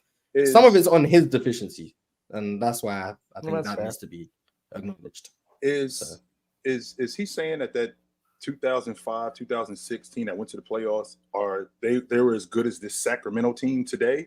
Because I don't believe that. Yeah, hold on. Darren Fox, the bonus. No, I think the point he's making is Mike Brown has turned 2 franchises around without super teams. Mm-hmm. So give him his credit. And also, those Cavs teams with LeBron weren't as bad as people like to make them out to be. But it's just the way those Cavs teams played. You could still tell they were so relied on LeBron, while this Kings team, even when Fox is out or Sabonis is out, the team still performs. But every team in the 2000s, they were heavily reliant on their one sole star or 2 stars. Like, that's every single team. But they had a really good defense, and that's something that they weren't too reliant on LeBron James for. So, like, you penalizing, like, Mike Brown or, like, that Cavs team for being over-reliant for LeBron James when they played in the era where it was actually common for you to be overly reliant on your best player. Like, why is that a knock against that team? That doesn't make sense when everyone was doing it at that time. It makes 0 sense to me. I do think that's interesting, but I guess teams in 2000 were more reliant on their stars because of how the game was played. Do you think that's true? Yeah, you're cooked. Yeah, you could be right there. You could be right there. I'll give you that. I think teams are definitely more reliant in the 2000s for sure. You're cooked, buddy. You're cooked. cooked. So to this dude in the chat, Limitless, let's get to what you just said. How is Carmelo top 5 with 2 rings and Kobe is 11? Well, like I just told you, considering what Malone had done up until that point, if he had won the NBA championship, and by the way, it would have been in back-to-back seasons, not just in back-to-back seasons. I'm guessing that he would have been the Finals MVP. And in addition to that, everything else that he did, I'm having a difficult time with him not being a top 10 player. Having a very difficult time with that. So, hey, Mars, how much more you got? There's a few. Go ahead. Hurry up, man. People are paying their money. We're discussing their super chats. You want me to just read it and move on, or do you want us to discuss the super chats that we're giving the people their money's worth? We're giving the people their money's worth. Yeah, we're discussing. They're asking questions. We're going to spend time answering them. We're not just going to be like, oh yeah, you know what, Julius Erving. I'm so sick of this bias talk with these dudes in here, man. That is crazy to me, Doug, that these dudes talk about me being biased. And you dudes are the epitome of that. You dudes are the epitome of being biased. Everyone's biased. Everybody is. But then you dudes talk to me about me being biased. You dudes are the epitome of that. Give me a break.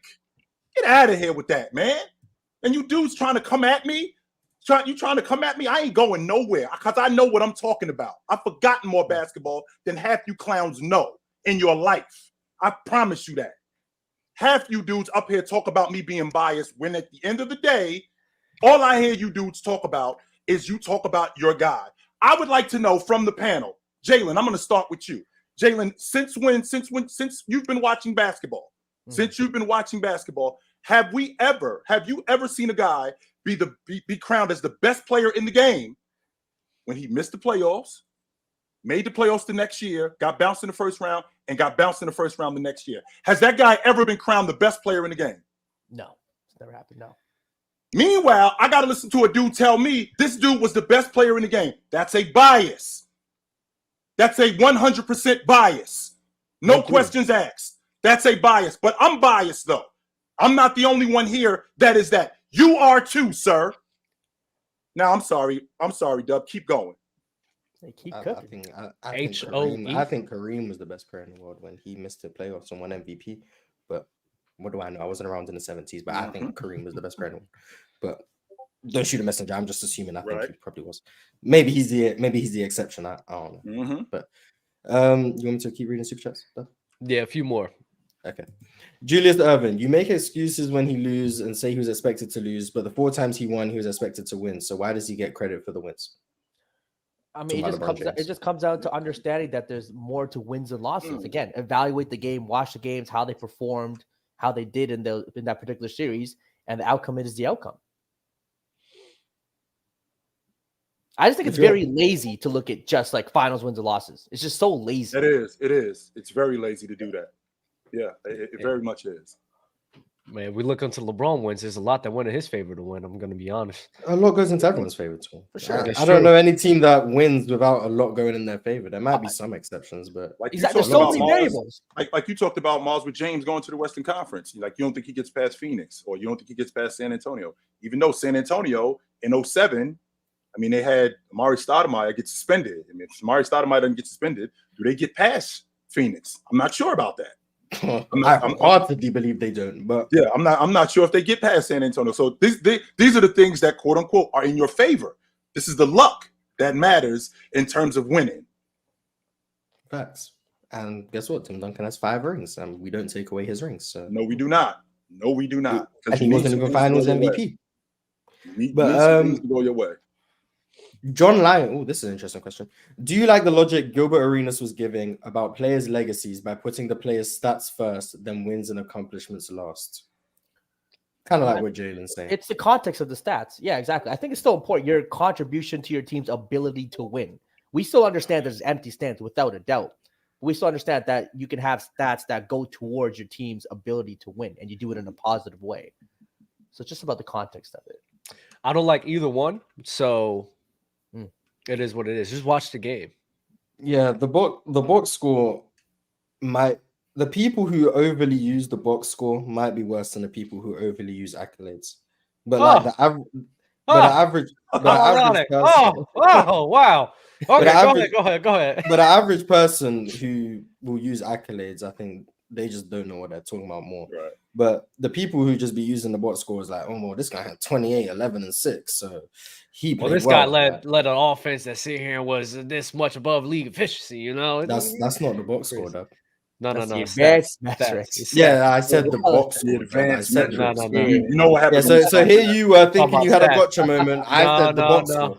So where's the irony? Where's the irony? When I say the word box score, where was the irony? So you just changed what I said. Gilbert Arenas' stats. Gilbert Arenas' stats. But we all watch. But we all watch. Gilbert Arenas when he was talking about stats. What stats was he talking about? Though? I didn't see the take, so I don't know. I think he was talking about all-time stats. Irony. Mm-hmm. Okay. I think he was talking about all-time stats.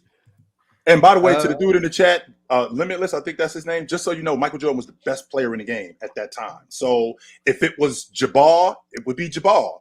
It wasn't just because it's Jordan. No, he was the best player in the game. And when you go up against the best player in the game, that's what you measured as. That's why Olajuwon was who he was, because when he beat Ewing, who was regarded as one of the best bigs in the game, and then the next year to beat the league MVP, David Robinson, who was also considered one of the best bigs in the game, it solidified him, and it mattered that he won those 2 championships against those 2 guys, as opposed to if they beat Utah with Felton Spencer. That probably would have been a little bit different. It means a little bit more who you go against. And regardless of whether or not it's Michael Jordan or not, whoever the best player is, that's who it's going to be. We got 1, 2, 3, 4, 5, 6, 7, 8. We got 8 left. So, Rock, most egregious revisionist history take. Mine is people saying that the 2012 OKC team was a baby OKC team. They legitimately had a chance to win it all. No, they didn't. Tell me, in the history of the NBA, no, they did I got not. it from here, Mars. I got it. No, From here. in the history of the NBA, you tell me a team that won the NBA championship with a bunch of 22 and 23-year-olds. I'm all ears. Their best players, 22 and 23 years old. I'm all ears. Go ahead.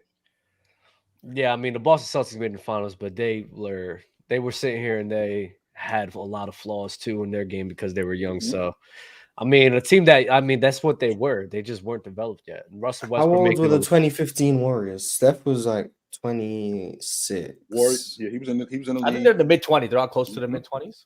Because I know Draymond was in year 3, Clay was in year 4. So I know they were young in terms of years in the league, but Draymond was a 4-year college player. Yeah. Steph was Yes. 3. Yeah.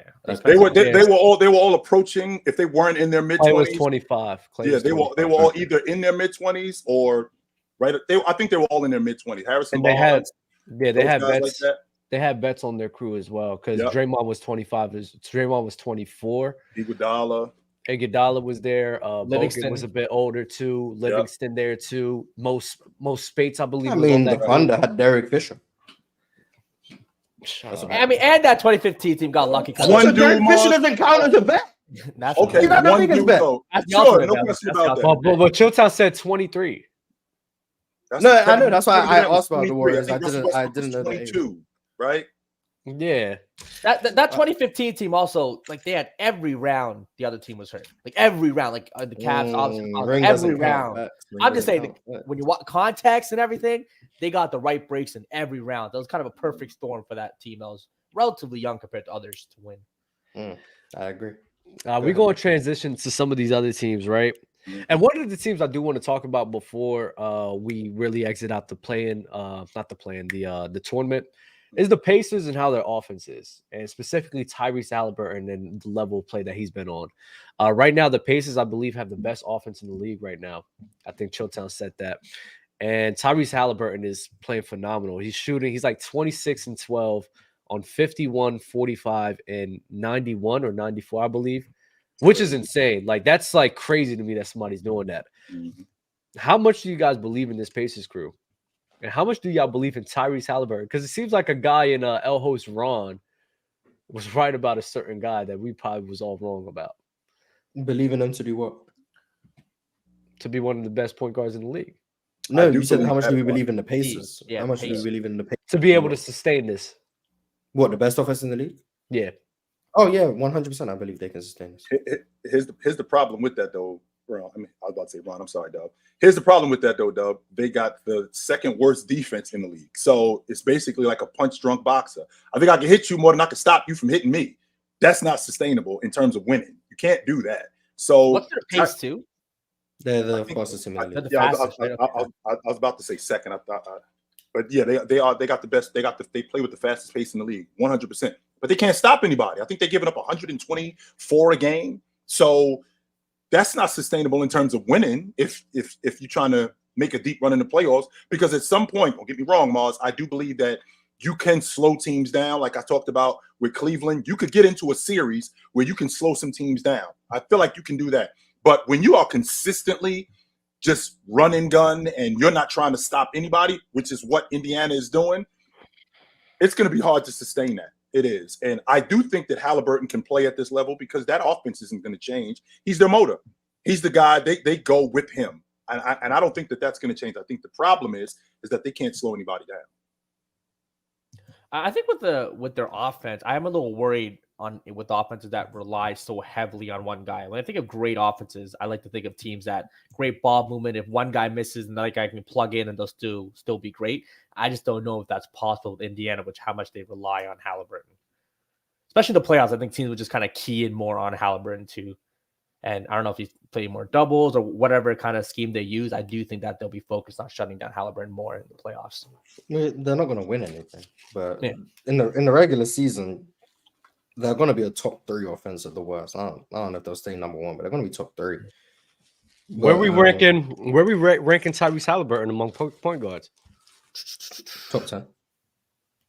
Is he top among point guards? Probably top Is he five. not top 5? Yeah. Let me think of the point. Hold on. Luka, Steph. We count SGA as a point guard. That's nothing. We got Luka, Steph, 5. SGA is a point guard. okay. Is SGA the point guard? I mean, SGA point guard versus. You put Tyrese on that team. I'll edge SGA, but after that, so after Fox, SGA, Luka, Steph, Haliburton. Who you put over Haliburton? Haliburton is not better than Ja Morant. Okay, I mean that's. Is he better than Dame? No. I don't think he's better than Dame yet. Why is he not better than Ja? Because Ja Morant, his ability to get downhill and collapse defenses, to me, is more valuable than Tyrese Haliburton's facilitation. Now, I do think Tyrese Haliburton's shooting is probably what puts him very high in these conversations. Mm-hmm. But I think just I don't want to say lack, the lesser of the downhill threat, I don't think puts as much of a strain on defenses as Ja Morant can do. But I do think they're probably they're right next to each other in my opinion. But I don't think he's better than Dame. I also don't think he's better than Trae Young. But after that, I think he's at 7. No, 8. He's not better than De'Aaron Fox. So like 8. He's at 8. Well, Fox was in the 4. Fox was in the original 4. I'm having. I don't know. I feel your logic, Malls, with him and Trae Young, because I mean it's difficult to overlook a guy that's almost 30 and 10, right? But when I think about the efficiency of Tyrese Haliburton, where you can't speed him up, he very rarely takes bad shots. He doesn't really do anything on the offensive end. I don't think he does much as a detriment to his unit, as opposed to Trae Young, as opposed to a guy in Trae Young who, he gets his team at a rhythm, taking a lot of bad shots. And his size is also a detriment. And what I mean when I say that, Mars, is him playing downhill, he gets himself in a lot of trouble because he can't get shots off on bigger guys or finish at the rim, which affects their defense in transition. Now, I know we already know in terms of what Indiana is in terms of a defensive team, but I think that it affects Atlanta a little bit more because they rely on Trae Young to do just as much for Atlanta, and I feel like he's got better players too. I think he may have better talent. Like DeJounte Murray is better than the Pacers' second best player, and like Jalen Johnson is very good. But in terms of roster construction and fitting around your star players' skill set, the Pacers are one of the best built teams in the NBA in terms of what they have. They have a stretch big, which is what Tyrese Haliburton loves. He loves that little pick and pop game that Miles Turner provides. He has a lob threat, a tremendous athlete in Obi Toppin, which Tyrese Haliburton loves. He has Buddy Hield, one of the best shooters in the league, which Tyrese Haliburton loves. He has a guy like Bruce Brown, who not only plays defense at a high level, but is an excellent transition player, excellent cutter, doesn't need the ball in his hands, can stretch the floor. He just has a lot of players who take the ball, allow the ball to be in Tyrese Haliburton's hands while operating in spots on the floor where Tyrese Haliburton is most comfortable playmaking. I think that's what makes the Pacers offense so hard to stop, because he has such an array of guys who are so complementary to his skill set. So while none of them are all-stars, no one's saying Miles Turner for the all-star team, no one's saying that, but they all just complement what he does so well that their team is very well built compared to a team like the Atlanta Hawks, who have more star talent in DeJounte Murray, but I don't think they're as well built, even though I think they're well built too, but they're just not as well built as the Indiana Pacers, in my opinion. And wouldn't that, because they're better built, to complement Tyrese Haliburton's skill set and for him to complement their skill set, wouldn't that advance his skill set? Because I mean, is he 24, 12, and 6 in Orlando? Is he doing that in Orlando? Is he doing that in Washington? I think Milwaukee's better with Haliburton I than doubt it. Lillard. I think Milwaukee would be a lot better with Haliburton. I don't know about that. Why? Why? I mean, just the way Lillard's playing this year, I think Haliburton's been a better shooter. Better The offense isn't the problem, though, Jalen. That's the problem that we. Defense will still be poor. That's where the issue. Well, they wouldn't be better then. Jameis is missing his shots. He's garnering a lot of attention for Giannis and the crew. That would be better if they had Drew Holiday. That's what it would be better. Let's be clear about that, Big Ox. Let's be clear about that, Big Ox. They would be better if they still had Drew Holiday and Grayson Allen. Grayson Allen, yeah. Has Brook Lopez taken a step back defensively? No, Has it been that noticeable? I don't think so. Why The did issue he- is their point of attack defense is cooked because you got Malik Beasley being asked to guard people, and he's trash because Damian Lillard can't guard anyone. That's the problem, and Adrian Griffin has a tough job of figuring out how he's meant to mask that. And Bucks fans, I'll defer to you in terms of how you feel he's doing at that job because I feel like it's a lose-lose situation. I don't see the solution because if you have no one who can make life easier on your bigs in terms of rim protection because it's free real estate just getting down there, and you have no one who can get around screens or no one who can close out correctly, your defense is going to be cooked. Because I think Giannis is playing some of the best defense of his career this year, and the Bucks defense is terrible. So I think that goes to show that they're lacking a lot on the outside because Giannis can't just make a defense elite by himself, and I think that's where the Bucks are struggling. And to add to your point, Mars, teams do a really good job at spreading Milwaukee out and dragging guys like Brook Lopez away from the basket. And when they do get downhill, these guys like Brook Lopez, Beasley, Bobby Portis, these guys are on the wings, which would explain why when Giannis is underneath the basket battling 2 and 3 guys for rebounds and a guy gets a putback, Giannis's arms are flailing because again, these guys are spread out. These guys aren't helping rebound. Don't get me wrong. Bobby Portis is a great energy guy, but when you're spread out like that and your ability to recover isn't there, like Beasley, I called him Michael Beasley, it's Malik Beasley, I'm sorry. Guys like Malik Beasley, and your recovery isn't there, it just looks bad defensively. And Griffin is a defensive-minded coach. That's how he came into the league. But the problem is that he doesn't have the personnel to fit his system. He can't get Dame. He can't get Dame to defend. Not because Dame doesn't want to defend Mars, just so you know, he can't. If you watch this guy in terms of his principles, Dame doesn't know ball you man. Dame doesn't know how to shoot gaps. Dame doesn't know how to jump off the ball when the ball goes in another direction. He loses his man so many different times when there's action off the basketball because he doesn't know how to play off the basketball. So and when you got that kind of effort defensively from your lead guard, it's going to spread throughout your crew. Facts. The main thing I find Haliburton doesn't fix that, but go ahead though.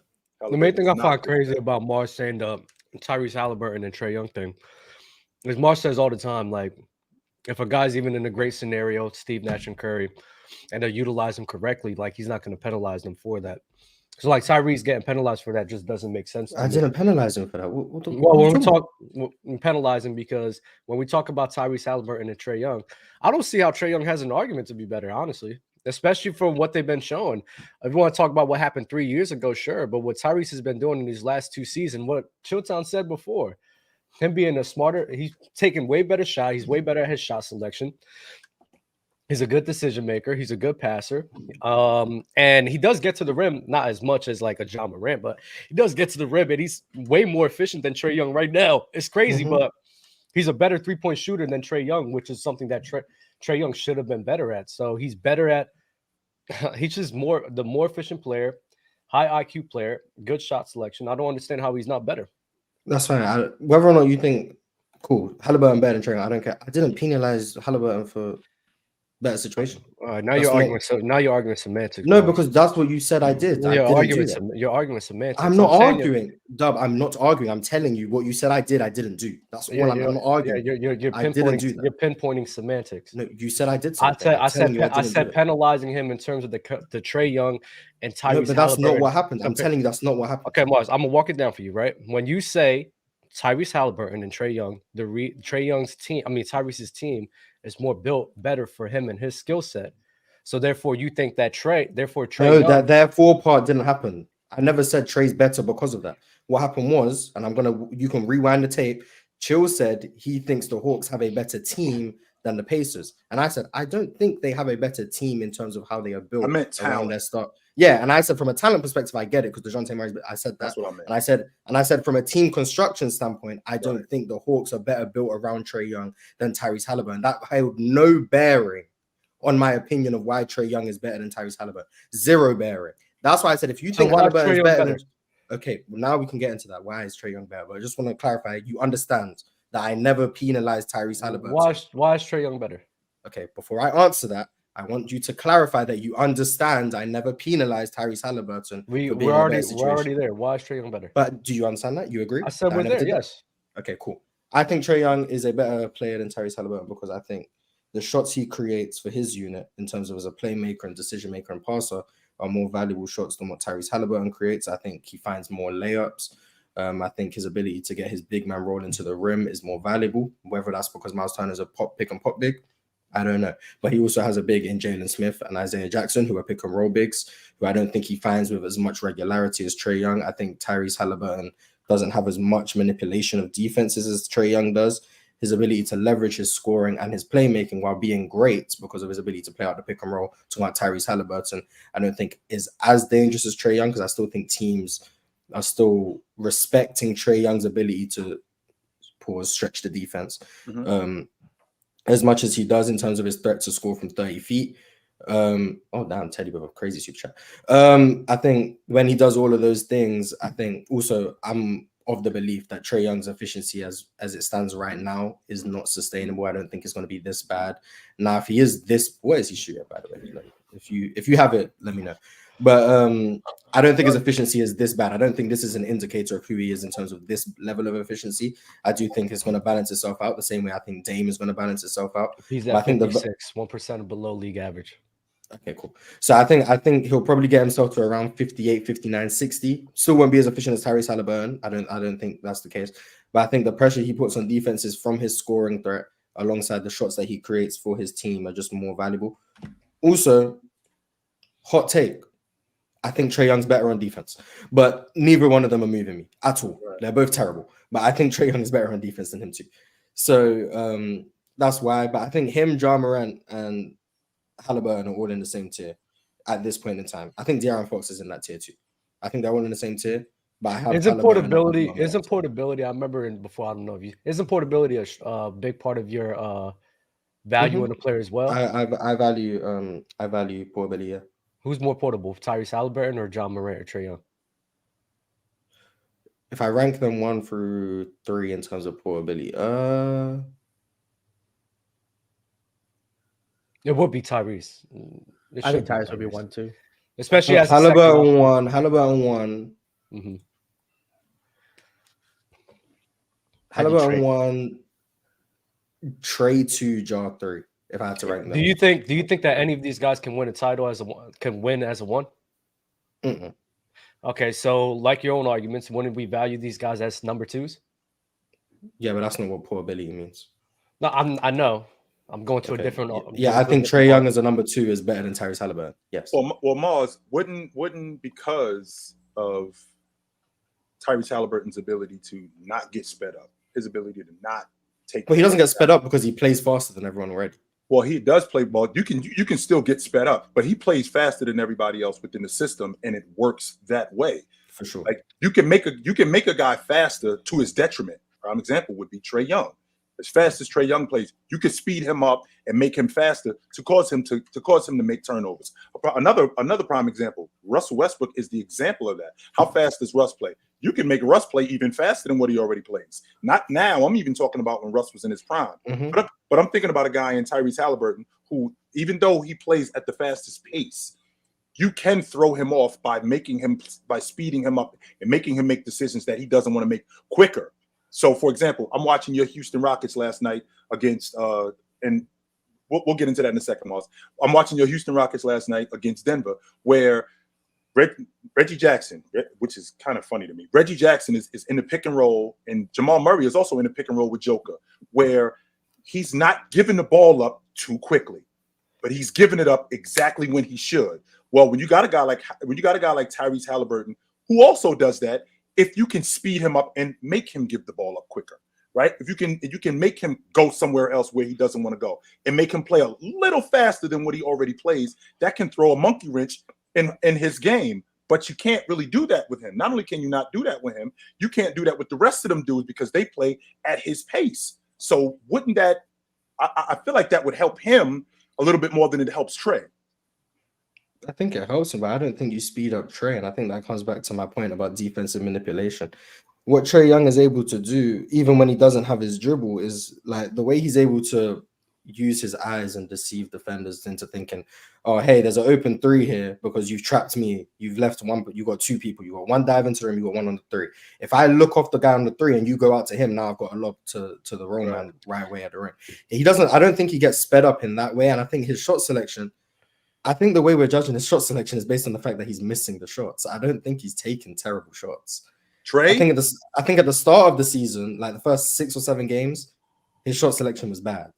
I think the last 8-9 games, I think his shot selection has been pretty good. I don't think he's taking shots that he shouldn't be taking. I think a lot of the threes he's taking are open in rhythm. I think he's playing in the mid-range more. He's getting to that floater as he loves to do. Teams aren't really speeding him up. I don't know if like the stats support that, how efficient he's been over the last 10 games, but I'm watching him. I think the shot He's taking a jump. He's taken a jump within the last 10 games, but this is what Trey Young has shown you for the good portion of his career. He's just a bad shot taker. That's what he does. Now, just because he was 3 or 14 last game? Damn. Yes, he was. He was really bad last game. But before that game, I'm pretty sure he did have a good game. But Trey Young is notorious for his bad shot selection. Even in some of the shots where he's making them, like especially against the Knicks, like he's taking bad shots. He's just a bad shot taker. That's what he does.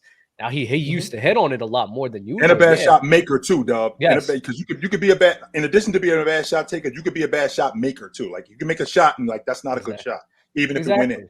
That's not a good shot. The thing with Trey Young, it probably would be better if he had the physical build to be able to sustain that, but he doesn't, especially being able to finish at the rim effectively. So we're talking about Trey Young and Tyrese and them as number twos, having a guy who has way better shot selection, who's a way better shot maker. He has an athletic build to sit here and help him shoot over top of defenders and also finish at the rim better than Trey Young. If you want to talk about defense manipulation, I mean, sure, that could go to Trey Young, but Tyrese does have a good value in that as well. For sure. So Tyrese Haliburton as a number two, and at the end of the day, they could find the good shots. They need to be able to convert on this too. Trey Young is not converting. And so if he's finding good shots, it does not matter if he finds a good shot and missing that shit. We have Tyrese Haliburton, a guy who's finding good shots, converting it at a very extremely high rate. And he's still a great decision maker, a great playmaker for his crew and being the number one. So to me, it just doesn't make sense how Ja Morant or Trey Young's better than him. It really doesn't. Well, especially with them as a number two. None of the bad shot selection, I don't think relates to Ja Morant. His issue is the lack of an outside shot, I think.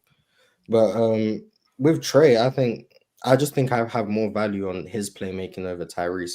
But like I said, I have them in the same tier. I'm not like crazy. Like if you at this point, because what Haliburton is doing, especially his scoring, I think provides so much value that I don't mind having him over Trey Young. I just think the shots he creates just aren't as valuable as the ones that Trey Young is creating. Is that because of lobs? Per possession base. Lobs is a huge part of it, yeah, but just the ability to find cutters, ability to so isn't that penalizing Tyrese because he don't really, besides Obi Toppin, he don't has as much lob threats as the Hawks? But it's not just lobs, it's just about finding shots at the rim, whether or not you throw it above the rim or you throw it as a lay down pass. I mean, the shot at the rim is going to be still the most valuable shot to create. And but that goes to how they're running. That goes to how they're running the offense. That's not on Tyrese. But you could also get them lobs in transition. But you could also get them lobs in transition too. And this is also the fastest team in the NBA. Yeah, and they're not trying. Besides Toppin, they're not trying to get guys to the rim like that. That's not on Tyrese. I think he could find them. I don't think that's true. I think they do get enough shots at the rim. I just don't think it comes off Tyrese Haliburton creation. A lot of it is he'll find guys out on the perimeter and they can get downhill for themselves. A lot of Tyrese Maxey stuff in terms of just being able to attack a closeout or get downhill off that way. But I think what Trey Young's able to do is spoon feed people shots at the rim. And I And think that's what provides so much value to me.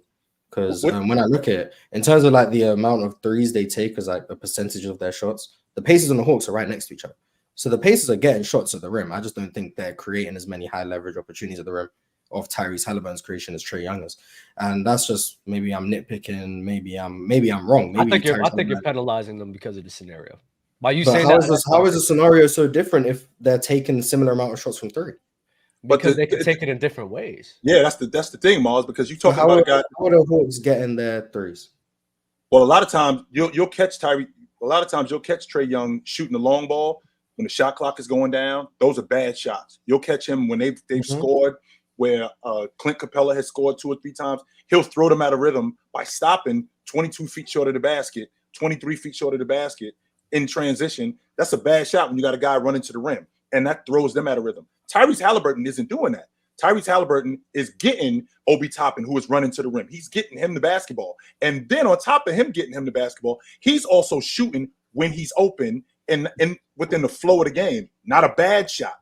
He'll shoot a shot in transition where it's still good for the unit, as opposed to Trae Young, where he'll just jack one up because he hasn't shot 2 or 3 straight trips. And then he'll just shoot a bad shot, which could throw his team off rhythm. And I don't want to and what I don't want to do is I don't want to say that, because again, we're splitting hairs here when we're talking about the better point guards in the game. But when you're talking about shot selection and you're talking about a point guard, that could be the difference between you winning and losing. And when you got a point guard who has a bad shot selection, that's detrimental to your unit. And I don't think Tyrese Haliburton has that. Yeah, that's fine. But my point about like just creating more advantageous opportunities at the rim, if the Hawks and the Pacers are shooting threes at a similar rate, Right. the reason why you would then disagree is if you think the Hawks threes are coming in a different set to the Pacers threes, in terms of the Pacers are hunting threes versus the Hawks aren't. But I don't think that's the case. I think with Tyrese, when you have guys like Buddy Hield who are going to be on the 3-point line, that's fair enough. But they have plenty of cutters on a per possession basis, not just Obi Toppin. Bruce Brown is cutting, Jalen Smith, Isaiah Jackson are both cutters, Benedict Mathurin is a cutter. They have guys who look to get to the rim, and they do get to the rim, which is why they don't just shoot most of their shots from 3.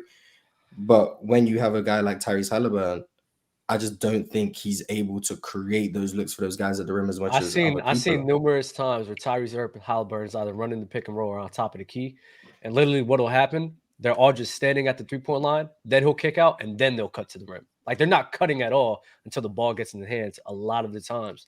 And Trae Young, I just think to me, especially with Clint Capella being there and Jalen Johnson, it's just better for those guys in their skill set to be doing that, because they can't really put the ball in their hands like that compared to like Benedict Mathurin, where he could sit here and grab the ball and get down to the rim. I just think it's just the player it's not about Trae Young or Tyrese Haliburton. It's about the players themselves and how they're utilizing themselves as well. I just think, and that's why I say you're penalizing them. You're penalizing Haliburton because of the scenario. That's why. So when I said you understand I'm not doing that, and you said yes, you didn't understand that. You still disagreed with me. You just said that's like a move on. No. Yes, yes. Cool. Because you do things without cool. Yes. Mars, you do the same thing. Okay. Justin Ray. So the Pacers can take the Cavs to 7 with Oladipo as the best player, but the Rockets will lose in 5 with a prime MVP James Harden, who took the KD/Steph Warriors to 7. Make it make sense. Remember, no Kyrie that year. I'm gonna make it make sense. So that Indiana Pacers team was going up against a Cavs team who was the 4th seed, and they were going up against a Pacers team who was the 5th seed. So that was a pretty even matchup. Why are we talking about that Pacers team like they were okay? That was a damn good team that they played that year with Oladipo, who, by the way, was an all-pro that year. Okay, that's number one. Number two, as good as LeBron James was in that series, the other guys were also good. It was just a pretty even matchup with them. So to go up against a Houston Rockets team, who had a high-powered offense, I understand where the discrepancy can come. But I also can see how this team could possibly slow them down. To one shot. I mean, I don't think Houston's just going to get whatever they want, whenever they want, the entire series. I don't think that's going to happen. I don't. Got you. Teddy Hart, when comparing PGs, which type gets preferential treatment as far as who's better, the traditional playmakers or the scoring types who just didn't have the height to play shooting guard. To be honest, they should have their own category. Let's call them the 1.5s or something. We do. Don't we call it? Don't we call them combo guards? Ain't that what we call them? Ain't that's what Allen Iverson is? A combo guard. So I mean, that's what we call them.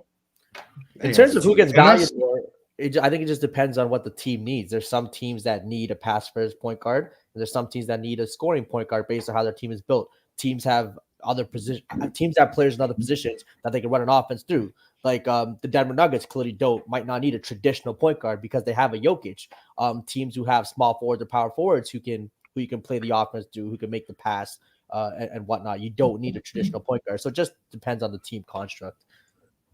Definitely. And it also depends on it also depends on who's having the discussion. Like, what do you like more? When we're talking about point guards, I'm giving preferential treatment to the traditional pass first point guards. That might be my bias, but that's just how I look. It's not a bias, Ox. That matters. You as a lead guard with the basketball, pass the ball. Well, yeah, that's true. I just don't think it necessarily, because just like Jalen said, there's 4 other guys on the court, so I don't think that just by, if we're only talking point guards, I can't say like, okay, the pass first point guard is gonna be more the winning player as opposed to the shoot first point guard. It depends on who you're playing with. Right. But me personally, I don't care. I like the pass first point guard either way because I hated playing with point guards that want to shoot all the time. Like, bro, you know what I'm saying? Like, that's the ball. So. What I'm trying to make sense of, Big Ox, is why would that be a bias? My job as the lead guard, the primary ball handler, is not to score all the points. That's not my job. Right. Now, don't get me wrong. You guys, whether it's up here or whether it's in the chat, you guys might want to see a dude cook another dude. But I'm thinking about how we're going to win. We're not going to win with my point guard shooting the basketball 25, 30 times. That's not going to work because nobody else is getting involved in the game. Pass the basketball. But I still consider that shoot first point guards. I still consider them a point guard. That's position you're playing. You're a point guard. Like, but then I do have this issue where, to me, Allen Iverson is a shooting guard, but Steph Curry is a point guard. And I don't know why. I don't know if there's because AI played the 2 and Steph Curry played the 1. That's why. Right. That's how I look at it. But guys want to put them all in the same group. Yeah, I think any point guard who did one, like who only did one, I don't think is great for your team. I think if you only pass and you just don't score at all, I don't think that helps much. And if you only score and you don't create for others, I don't think that helps much. Right. I think, and then I think if you have to do both at a solid level. And then I think it's down on the team construct, which one is more valuable. Some teams need their point guard who's able to score for themselves more than they are creating for others.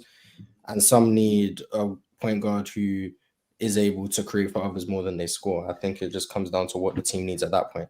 But if you only do one, I'd probably rather have the scoring point guard if you only do one. But I don't think I'm winning with either one, to be honest.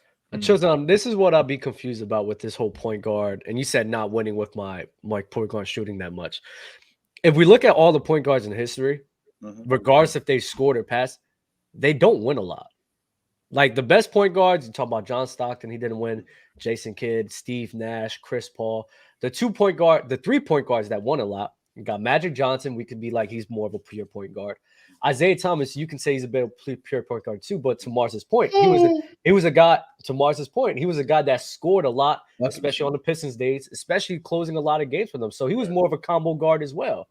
Then Stephen Curry winning, he's more of a combo guard as well. So if we're talking about like what's more crucial for my team to win from my point guard position, history is showing me that it's the combo guard, not the pure point guard. Even if that's true, which it is, these guys, these score first guards, like you just talked about. I mean, Isaiah Thomas, he still managed to average 10 dimes. So these guys pass the basketball at a high rate. You know what I mean? So it's like you talked about Stockton. Okay, Stockton didn't win the NBA championship. They were making consistent deep runs into the playoffs, and he he distributed at a high level. When you're talking about guys like Mark Price, the Cleveland Cavaliers was in the Eastern Conference Championship going up against the Bulls. He was a distributor. So you got guys who distribute the basketball, right?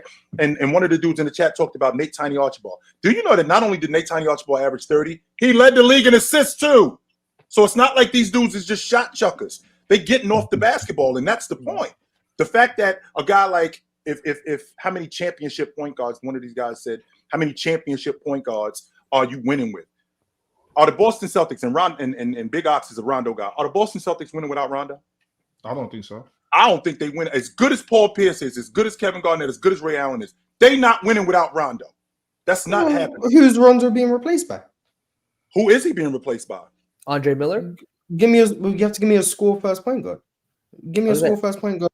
Please, Rondo, and we'll see. If you put Damian Lillard on that crew, are they winning? Yeah, no, Yeah, Damian they're winning. Lillard They're did well. winning. With Lillard, okay, but like, what player comparable? Sure. I mean, you can play a comparable.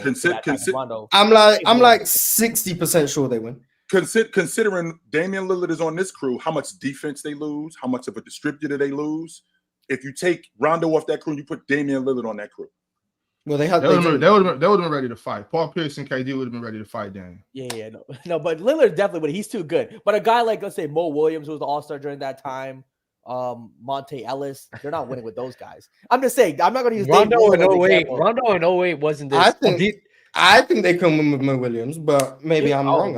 I don't know. Think they can win with Rondo in 08 wasn't like. I'm not sure if they can win. On defense, I thought he was good, but Rondo in 08 wasn't this crazy like guy for them. Like such a guy that. Now, don't get me wrong. If we take anybody off a championship crew, if we take Shane Battier out, take Ray Allen out of the Heat, we take Toronto, we take Kyle Lowry out, like they're not winning, or Sergio, but they're not winning. But Duff, wait, you're saying Ray John wasn't what? He wasn't a great distributor for those guys? No, I'm not saying that. I'm saying he wasn't a great defender for those guys. What are you saying? That's not what I'm saying. I'm saying in terms of if we're replacing him with a guy like Dame, I don't think he's that detrimental to the point where they're not going to win the series anymore. Because I think KG was amazing. Paul Pierce and Ray Allen still being there, and them doing what they're doing is still going to be there. And Dano only has to replace the impact of Rondo. I think that's enough for him to replace. You feel me? But it's different types of impact. Impact how? How is he going to replace it by shooting 40-foot threes?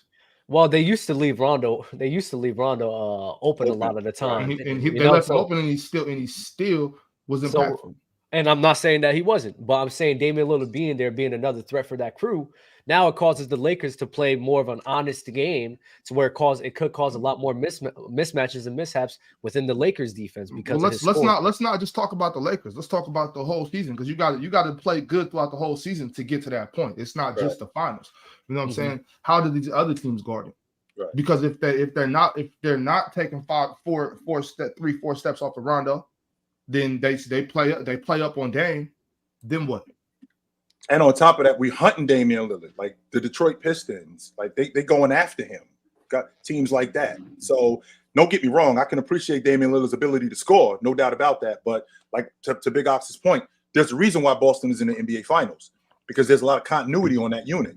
There's a reason why they got to where they got to, because the way Rondo played in conjunction with that unit. And if you put Damian Lillard on that unit, who is a bucket as a scorer, who I also saw average 8 assists, can he do that? Can he do that on that Boston Celtic team in addition to the other stuff that they need? The thing is, I think with Damian Lillard, I don't think him being that bad on defense is going to hurt him that dramatically, because of the era where, I mean, they were running a lot of zones at the time. And even if he gets beat by his man, at the end of the day, you still have KG and Perkins was still there as well to sit here and be backline help. I think a guy, and we're talking about like diamond up and being the playmaker of the crew. Like, I don't want to make things a numbers thing, but Rondo only having like 6 assists in the whole entire playoff run. So Damian Lillard has always been a good enough passer. That was like his second year in the league too. I mean, Rondo. Yeah, it was Rondo's like early stages of his career. So in my head, it's not something that Dame can't replicate in my mind, especially with how good of a passer and playmaker that he is as well. And then we got to talk about the other side of the court as well. And I'm saying the defense doesn't. The defense, I'll give you that. The Rondo's defense is great, but the defense that they have at that time, Dame being a liability doesn't hurt them that much, because Perkins and KG back there as backline help. Paul Pierce is still a good defender too. Tony Allen was on that team. I mean, I did defensively. They could, if Dame Lillard, it was a problem. Other teams were, let's say, gonna pick on Dame. I think that team was good enough defensively to mask Dame's. Jalen. So if we do talk about the Lakers series, right? Mm-hmm. This was one of the best defenses. The 08 Celtics were one of the best defenses that we've seen. For right? sure. We can agree on that, right? That's one of the best defenses we've ever seen. They had the defensive player. And of the year. they still had a tough time with the Lakers. That Lakers team was that good. So we put Dame Lillard on that team. I don't think that's one of the best defenses we've ever seen. For sure. I think Tony the Allen defense- was Tony Allen on that crew as well. Yeah. He was. I think he only Yes. played like Yeah. 15, 16 minutes. Yeah. So the crazy thing is, if Dame's out there, Tony Allen can now play more minutes because of Dame's offense. As opposed, so what are they doing? Offensive, defensive subs or something? Though? What are we doing? No, I'm saying that there could be more lineups with Tony Allen in the lineup to make up for the liability that Dame is in there. Because Rondo and because of Tony how Allen good couldn't offense- work. Because Yeah, Rondo and Tony Allen couldn't be out on the court at the same time at all because it's just terrible, right? But if you During have that Dame time, out- though, during that time, I don't during know. that, they didn't put him out there like that. I think he only had like 4 minutes a game in the postseason, mainly because of that. So they couldn't have that out there. But if you have Dame out there now, Tony Allen could be implemented more in the lineups. So now where the defense can sit here, the liability Dame is on defense. Now you have more people that can hide him on defense with Tony Allen. So that I think we go ahead. Can we acknowledge the spacing of Damian Lillard and Ray Allen? Incredible. We can acknowledge that for sure. Like, who's matching that at that time in the NBA? Nobody. And Paul Pierce. Paul Pierce was a shooter Yeah, too. Paul Pierce is that. They had Eddie House was on that team. Yes, he Eddie was. House is on the team, yeah. They got snipers. Like that's elite spacing. And like Dub said, I think the 08 Celtics are one of like the 5-10 best defenses ever.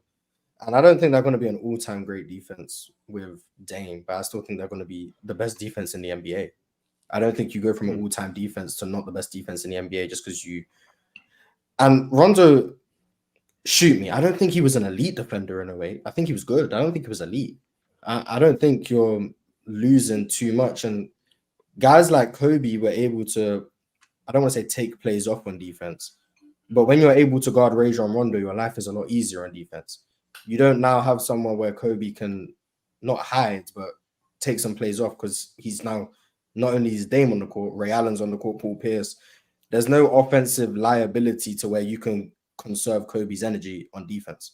That doesn't exist anymore. So I think he just causes too many matchup problems if you have Damian Lillard. I think it's an unfair comparison. I think Dame is just better than Rondo. I think you'd have to find someone on a similar level, in my opinion. I think that version of Rondo. In prime Dame, Dame's better. Yeah. And I know nobody's gonna agree with me on this one, but shit, prime Rondo, prime Dame, I'll take Rajon. Yeah, Rondo on your top 10. Prime Rondo is that. I'm not. Prime Rondo's before he tore his ACL, right? Like 2012, 20. Yeah, that was a different breed of Rondo. 2009 to 2013. Give me Rajon. I want Rajon. Okay. He was still getting. He had no shot, but he was still getting to the rim. Easily, and that's why I say, John, I don't like the idea of we're taking plays off when we're guarding Rajon. No, you're not. You still have to account for Rajon Rondo. Chill, let's be real, because as soon as if you got to guard me at the 3-point line, you taking plays off. If I gotta cover you, yeah. Dub, you're not Rajon Rondo. I'm just saying, bro. You're not. No, you're not. That's not the same thing at all. That has nothing to do. That's not the same thing at all. Because as soon as Rajon touches the ball, no matter where he is on the court, you have to account for him. So I can't just what y'all say, roam when I'm guarding Rajon, and just if he cuts to this corner, I have to know where he's at. Because as soon as that ball touches his hands, somebody's open. It's like especially when you got masterminds on the court, like you got Rajon, you got KG. These guys are seeing the defense move. You got to make the defense move to shift to this side of the court. Boom. Now you shift to this side of the court, you skip it to Rajon. That's the lob right there to KG. You can't just leave Rajon, like, because the ball. I mean, you can back off him. Don't get me wrong. I'm not saying you have to guard him at the 3-point line, but you still have to be aware of where he is. You can't just be like, oh, I got Rajon, so I'm gonna be. Still could be aware of where I am and still take plays. But when you catch the ball, you're not the threat Rajon Rondo is. Hey, I'm just saying, we're talking about off ball right different, now. Bro. It's way different. I'm not talking about a shooting threat. I'm talking about the ability to find KG at the rim, the ability to find Ray Allen for the skip pass, the ability to find any cutters. That's, you know what I'm saying? It's not all about shooting. And you have to apply when you got a good good passer, you have to apply ball pressure too. When you have, so for instance, if you're guarding here on the 3-point line in KG, and you know that your big man is one-on-one with KG, I need to be applying ball pressure to make this entry pass as hard as possible to help my big man out. Now, if I'm just staying back, then my dude's cooked every time. We can't just, you know what I'm saying? We can't just watch Rajon Rondo. Speaking of finding guys, I ain't gonna lie to you, Mars. I saw Joker make a pass yesterday where he saw this before it was happening. Y'all mesmerized. To be honest with you, I hate Jokic so much, bro. I hate it. And I understand why. You know, Chill Town, Mars actually asked the Discord a question last night, and I was gonna ask it on the show today. Mars asks, when was it the last time that there was such a considerable gap between the best player and the second best player in the league right now? So Sure. Is Jokic that much better than everyone else in the league right now is basically what I'm asking. Yes. No, I don't think so. No, it's true. Yes. I mean, if you think about it, I want to try to go back to Jordan. Even, I mean, you probably have to go back to Jordan. Because with LeBron, like KD was still really good. Kobe was still really good. With Jordan, I mean, how are the conversations again? How are the conversations in those 90s between Jordan versus Hakeem or Jordan versus? I'm trying to think. When he started winning, this is what happened. When he started winning, this is what happened. And you know, when he went up against guys like Malone, right, in the finals, like when he went up against Drexler, like the conversation was loud, but it got dispelled after he beat them. It started doing this again. When I look at Joker, I've said this to Dub 1,000 times. I just feel like something good is going to happen every time he touched the ball. I don't feel like nothing bad is going to happen. He had the ball in the box yesterday, on the right box, and Michael and MPJ is on the wing. It's like Joker saw the game before it was. He saw the play before it was going to happen. That's the kind of stuff that I value when I think about basketball player IQ. He's asking for the ball, and while he's asking for the ball, he's looking at MPJ going, this dude's going to double me. You're going to be wide open. And I'll be damned if that dude wasn't wide open. And he fired it to him in one motion.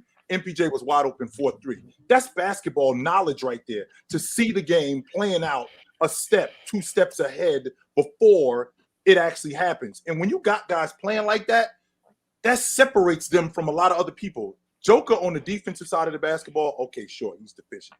But he makes up for that offensively, man. He is so good. That's the Who's thing, the second best player? Like him versus Giannis or him Giannis. versus Luke. Yeah, him versus Giannis. The defense thing is what is going to give Giannis the huge edge. So then you have to think about how big is the gap when you really consider the defense. Like, is We it can bigger have a than conversation, KD, though. LeBron, or a I'm not Kobe? gonna lie. I watched both of them play, bro, and I like Giannis. I think he's the second best player in the world. Mhm. I don't think he's close to him, bro. I don't. I hear you. Steph's not close either. He's not. I said this on Open Gym a few I months thought- ago. Steph has no argument because most people at this point He's not, dog. understand Jokic is better offensively than Steph. Most people are aware of that. Mhm. Steph's only argument to be the best is a solely offensive one. If Steph has no argument to be over Jokic offensively, he has no argument to be over Jokic. And everyone knows Jokic is better on offense. In my opinion, there's a few people who will still say it's Curry. I think you're lying to yourself. But I would love Mars to hear legit logic how Curry is better than Joker offensively. I would love to hear legit logic. I don't know. I would love to hear that. But there was a time, by the way, Jokic stat padded to that triple-double, by the way. Just putting He it did. out there. Like, and it's fine. I don't care. He can stat pad to the triple-double because he was the best player on the And court by a mile. he with didn't or hit his without it. rebound prop. But continue. But, bro, there was a time for maybe in like the third quarter, he had 7 rebounds. 5 of them were offensive, and he missed 6 shots. The only reason he had 5 offensive rebounds because he missed and got his own rebounds. He didn't. Every time he shot, the Nuggets scored because he was just going to get the rebound and put it back up himself. Every time he did something on offense, the Nuggets either got an open look or they scored. There's nothing you can do with him. If you make him score and he misses, he's just going to get the rebound anyway and score. If you make him pass, he can make every pass that exists in basketball and they're going to score. If you try and double team him, he's going to kill you. If you play him single coverage, he's going to kill you. If you play him in a pick and roll, he's going to kill you. If you play him in isolation, he's going to kill you. There's nothing you can do to slow him down. He's annoying. I hate him. I despise him. I don't like him. No answer. So I'm rooting against Denver because it's unfair. He's the best offensive player I've ever seen. I don't care. So he's better than Pete Curry. Without take out relative to error, I said this in the Discord. Take out relative to era, he's the best offensive player to ever exist. I don't care. Man, Better better than than LeBron. LeBron. Take out relative to era, he's better than all of them. I don't care. Now, relative to era, I don't think he's the best because the value of what Steph could do in a league where they hadn't adjusted to him, the value of what MJ was able to do because the three-point shot wasn't as emphasized, and illegal defense making isolation more high level. I understand the value of what Kobe's able to do in that defensive era, and the fact that being able to score at a high level was basically impossible. I understand the fact that LeBron James can score and play make. I understand. Relative to era, he's not the best ever. I'm not saying that. But from a skill set perspective, he's the only player I know who has literally not just no weakness offensively, he's great at everything. Like Kobe had no weaknesses offensively, but he wasn't an elite passer. He wasn't an elite three-point shooter. LeBron James has a few weaknesses. He's not an elite jump shooter, but he's great at so many things. MJ wasn't a great three-point shooter. Jokic is elite off the ball, elite on the ball, elite in isolation, elite in pick and roll, elite handling the offense, elite offensive rebounder, elite in the post, elite on the perimeter, elite shooter. He does everything Not elite. three-point shooter. Jokic I ain't don't an think- elite three-point shooter? I don't think he's an elite three-point shooter. I think he's a good three-point shooter, but not elite. Okay, agree to disagree. But take out relative to era, just from a skill set perspective, he's the best offensive player ever. I don't, and it's not going to change my mind. So I if he disagree. played in 2006, do you think think- you'd have the same take? No, because the era is different. Yeah, That's why I said right. take out relative to era. Right. Take that out. I rank relative to era, so I Mhm. don't think he's the best offensive player ever. Just point out, I don't Yeah, think I he got is. you. But if I take it out, If we just go on basketball player to basketball player, you think he's the best offensive player ever? We ain't talking about There's talking about nothing- era. We're just talking about dudes stepping on the floor. Who is better? there's nothing you can do. I mean, that's a feel good point. Like that's- offensive end, which is like, fair. what's- Which is fair. I feel that way about James. That's how I like, feel about. what's James. his weakest attribute offensively? I mean, I'm trying to think. Probably his 3-point shot. But the way I see that shit translate to the playoffs, I think he's elite. Like Yeah. if he's open, I could look it up. I think he shoots like 45% on wide open threes. Right. Oh no, He's he like- be hitting them wide open shots. And But this year he's adding pull-up threes to his game. Bro. but he's not hitting it like that right now. He's at And 31%. and when he stops in transition, like at the long ball line or in the mid range, he's pretty difficult to deal with. 44% on wide open threes after He's pretty difficult to deal with. 100%.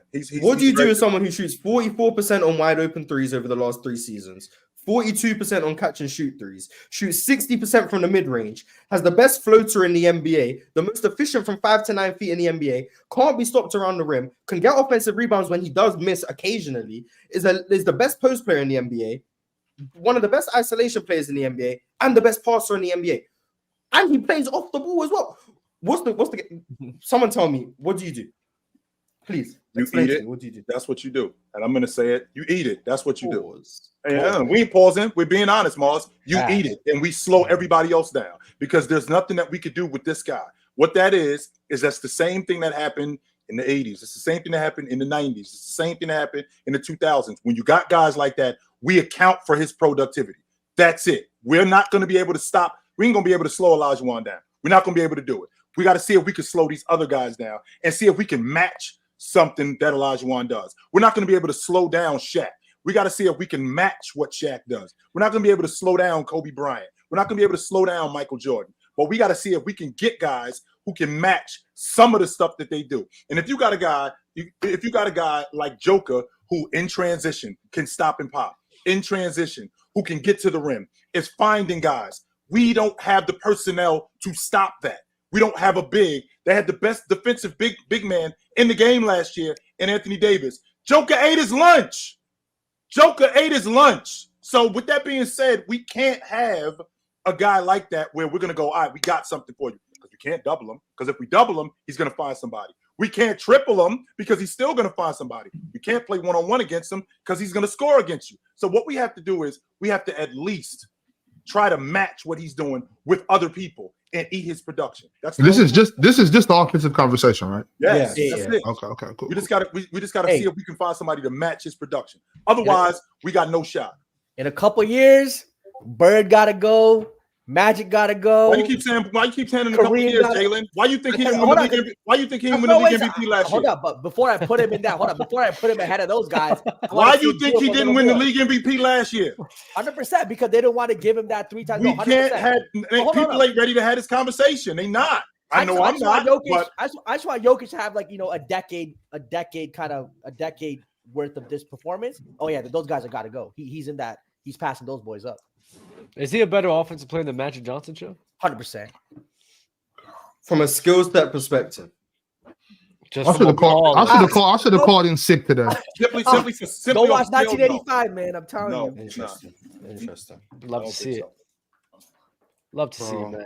By the way, I don't want to lie to the fantastic, people. bro. He is. He's 38% on wide open threes. I apologize. Which is still nuts. I have Yeah, over the which is last still 3 years. W accountability, Mars. Yeah, I'm not That's gonna still lie. I'm nuts. not gonna lie to the people. 38% on wide open threes over the That's last. still 3 years. nuts, Mars. And in the playoffs, I know for a fact it goes up. But in the regular season, 38% on wide open threes over the last 3 years. I apologize. So just putting that out. Hey, He's drink my still water. broken Facts. offensively. He's still Dave, broken. I wasn't there for that shit, but y'all could have suspended me too if I had to listen to this. No. You think what I said is crazy? About what? Him being the best offensive player without Eric? Mhm. No, I'm fine with that. I mean, y'all know I didn't really take part in that conversation just because, we're only talking about offense and I don't like those conversations. But I mean, you were spitting facts though. I have no rebuttal to that. I mean, the man is incredible. Nothing you can really do except for just buck up and play defense to the best of your ability. No scheming. You know what I'm saying? That's my thing with Jokic. We're not scheming. We're just playing ball. We got to play this like open gym. You got him. You got him. You got him. You got him. Let's get down. But there's See, no and bigs in to this the era, person who bro. said Jokic has no mid range, you're just lying. That's crazy. Oh wow. Like you're just lying. Like his volume in the mid range has gone up exponentially. Like that's just not true. 15% of his shots are from the mid range this year, and I think he's shooting like 55%. He's always been a good mid-range shooter for a very long time now. So that's Hey, not what true. the- That dude is that Dirk? incredible. But, And that floater range, no one's been better than him ever. let If me you ask get you him this, though. 5 to 10 feet from the rim, he's gonna score every time.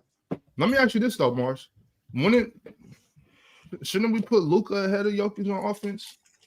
No. Not yet. Nah. No. He's- Okay. I think he's the closest. He's Luka's the closest close, to Jokic. He's the Relative, closest to Jokic. take out relative to era, Luka's like top 5.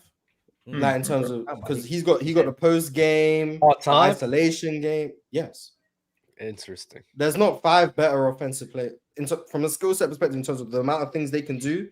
The reason he's not Jokic, I don't think he's as good. He's not as good off the ball at all. He doesn't shoot as well from 3 at all. But a lot of that is because he self-creates a lot. But And on he be catch and taking shoot- some dumbass shots. Yeah. on I mean, catch and dumb shoots, shots. on catch and Sorry. shoots, I think. No, you said it right the first time. Dumbass shots. Yes, he does. He does. He'd be Yes, a he lot does. better if he took a lot better shots. And I think this Yeah. year he's actually tied in a lot of that up. He's not as good at the rim. That floater range, he's not as good. He's not as good in the post. So he's not Jokic. He's not as good of a passer, but he's like these Europeans, man. Breaking the game. I don't like it. Bring back the good old American hoopers. Cooper Flag. coming. Yeah, man. Mars, It's was that a terrible. subtle flex, Mars? I mean, none of them are English. I was gonna say none of them are Yeah, really but come from the UK. still though. They don't European, really got still hoopers Europe. like that. Still European. Well, y'all don't consider yourself European. What's that? Because the UK Mars is not from Europe. No. My bad. I mean, England is Europe, but Who was a hooper I from don't- England? That's I mean, I can't. Well, OG Anunoby. Yeah. Mm. I mean, that's Luol fair, but Deng. y'all- I think Luol Deng's from London. Y'all stole from another. Yeah, country. Y'all Luol Deng stole grew up from- in England. Jeremy Sohan was born in Milton Keynes, which is a place in England. But yeah, even though I think Europe is like of similar size to like just the whole United States, I think it's of similar size. It actually is. Yeah. But it's more like country based. Like I don't like identify with like any country. I don't feel like extremely patriotic to England, but I feel no relation to Serbia. Like Right, I don't feel proud because someone from Serbia is doing something. I'm not. Especially not the Well, Germans, right, Mars? Mars, you and Russia not cool, Mars? Nah, especially not the French. Especially not the French. Oh, the French, the Germans, no love for them. I feel you, Mars. I feel Oh, you. French. Oh, French. Man, those Like that. Frenchies, man. Always giving up in the wars and stuff, trying to make Europe lose. Nah, we ain't rocking with the French, man. Oh man, W boy. peace treaties. W peace treaties, man. Always W giving up, French, giving up hey, in French. 2 minutes. They get one invasion and they forfeit. Like, nah, we ain't rocking with them, man. Have some Have some dog in you, man. Lock in. Y'all will never forgive France for sending that Navy over here. W France. Bro, we just changed our coin to the new King of England. Or the guy. For some reason, we still, respect. Focus, Gentlemen, dog. y'all are pitiful. Anyway, Gentlemen, y'all are pitiful. We still love. We still Where Y'all were need to we? do better than that. Where bro. Y'all were are we, Dub? pitiful. I think we was talking I about know, man. Superchats, Dub. I think that's Yeah, what I was just about to get into super Yeah, chats. I think that's Has what- Jokic passed Dirk yet for y'all? The long. He's a better question, player guys. than Dirk was. Yeah. He's a better player than Dirk, but he's not over him all the time for So, me. Longevity. Right now with Jokic has what 5 or 4 All NBA caliber seasons at that level. So if he gets 19, 4 20, more, 223. This is his sixth, in my this, opinion. this is the 6th. Okay, so 5, 6. If he gets Oh, it's 4 all more, NBA in yeah. 2019. Yeah. I want to. Jokic no. was the second best center in the NBA in 2019. Yeah, but come on. That's fine. So There- yeah, like 4. There more wasn't years. 15 players better than Jokic in 2019. And if you think that was your line, 2019. Let me think. Let's think about this. 2019, right? You had James Harden. You Yep. had LeBron James. Yep. You had Stephen Curry, Kevin Durant. Yep. Yep. I still thought Russell Westbrook was better than him. Alright, Kawhi Leonard's better than him. cool. Anthony Davis, cool. AD, Yep. Embiid's cool. Joel. Who else? Let me look at this season. You can have Paul George, cool. Paul George, yep. Who else? I don't even think we've got to 10, and if we have, we're barely at 10. I know there's more. Chilta, help me out with this, bro. And I don't even agree. I don't even agree. Giannis. with So Giannis, Giannis, Giannis. Giannis, Curry, George, Harden, Durant, Embiid, Leonard, Mm-hmm. James. Mm-hmm. Clay. Nope. There's no way you're putting Clay over Jokic. He just wanted to say that. So now it gets tricky, Mars, because was Damian Lillard better than Jokic in 19? Yes. You can can make a have case, Dame. yeah. Yes. You can have Damian Dame. Lillard was. How about You're Blake not, Griffin? you're not going to Blake get to Griffin- 15. No. Blake Griffin was not better than No. Jokic in 19. No, he was wasn't. that the year he got hurt? And that's Blake in Detroit. That's the best year of Blake's career. He was Right. there. And I'm He not was- gonna lie. Nah, Blake was cooking that year, bro. I'm he not was, gonna he hold was you. cooking. He was cooking. I'm That's not the best gonna I've ever hold seen you. Blake Griffin play. In 2019, was Irv better than Ooh, wait. in Kyrie 2019? Was Irv better than No. Russ? No, I don't think so. But you can have Russ if you want. But Russ, I thought Russ was better. Bradley Beal? no. Oh man. Kemba? Stop He's it. top 15. He's top 15. Yo, I'm not mad at Brad. I'm not mad at Bradley Bill. Bradley Bill. Yeah, Bradley for Bill's 30 sure. points a game, right? Bradley Yeah, Beal he's- for He's sure. top 15. He's top 15. Yeah. Jokic wasn't doing this offensively yet at that time, bro. Yeah, he wasn't quite like 27. He was like Yeah, 90. he wasn't the best player in the world. Yes, you are right. Yeah. That's why I said he was top 2019, 15. 2020. He was not. Yeah, I can't. I'm having- 2019 I definitely Jokic want was Bradley better than Beal. 2020 Jokic. What about Chris Paul? Did y'all say him already? No. I think he was wasn't probably, yeah, he was already. That was- Jokic that was- And that's the same Chris Paul in 2019 that we was talking about the year before, who was washed. We was talking about that like before he left. 2019 Chris Paul was the hamstring injury. He didn't Yes. look the same, all of that. Okay. Yes. And Bro, by the way, He didn't walk for 5 years? if I'm not mistaken, in 2019, in the 18-19 season, I think Joker was first team All NBA that year.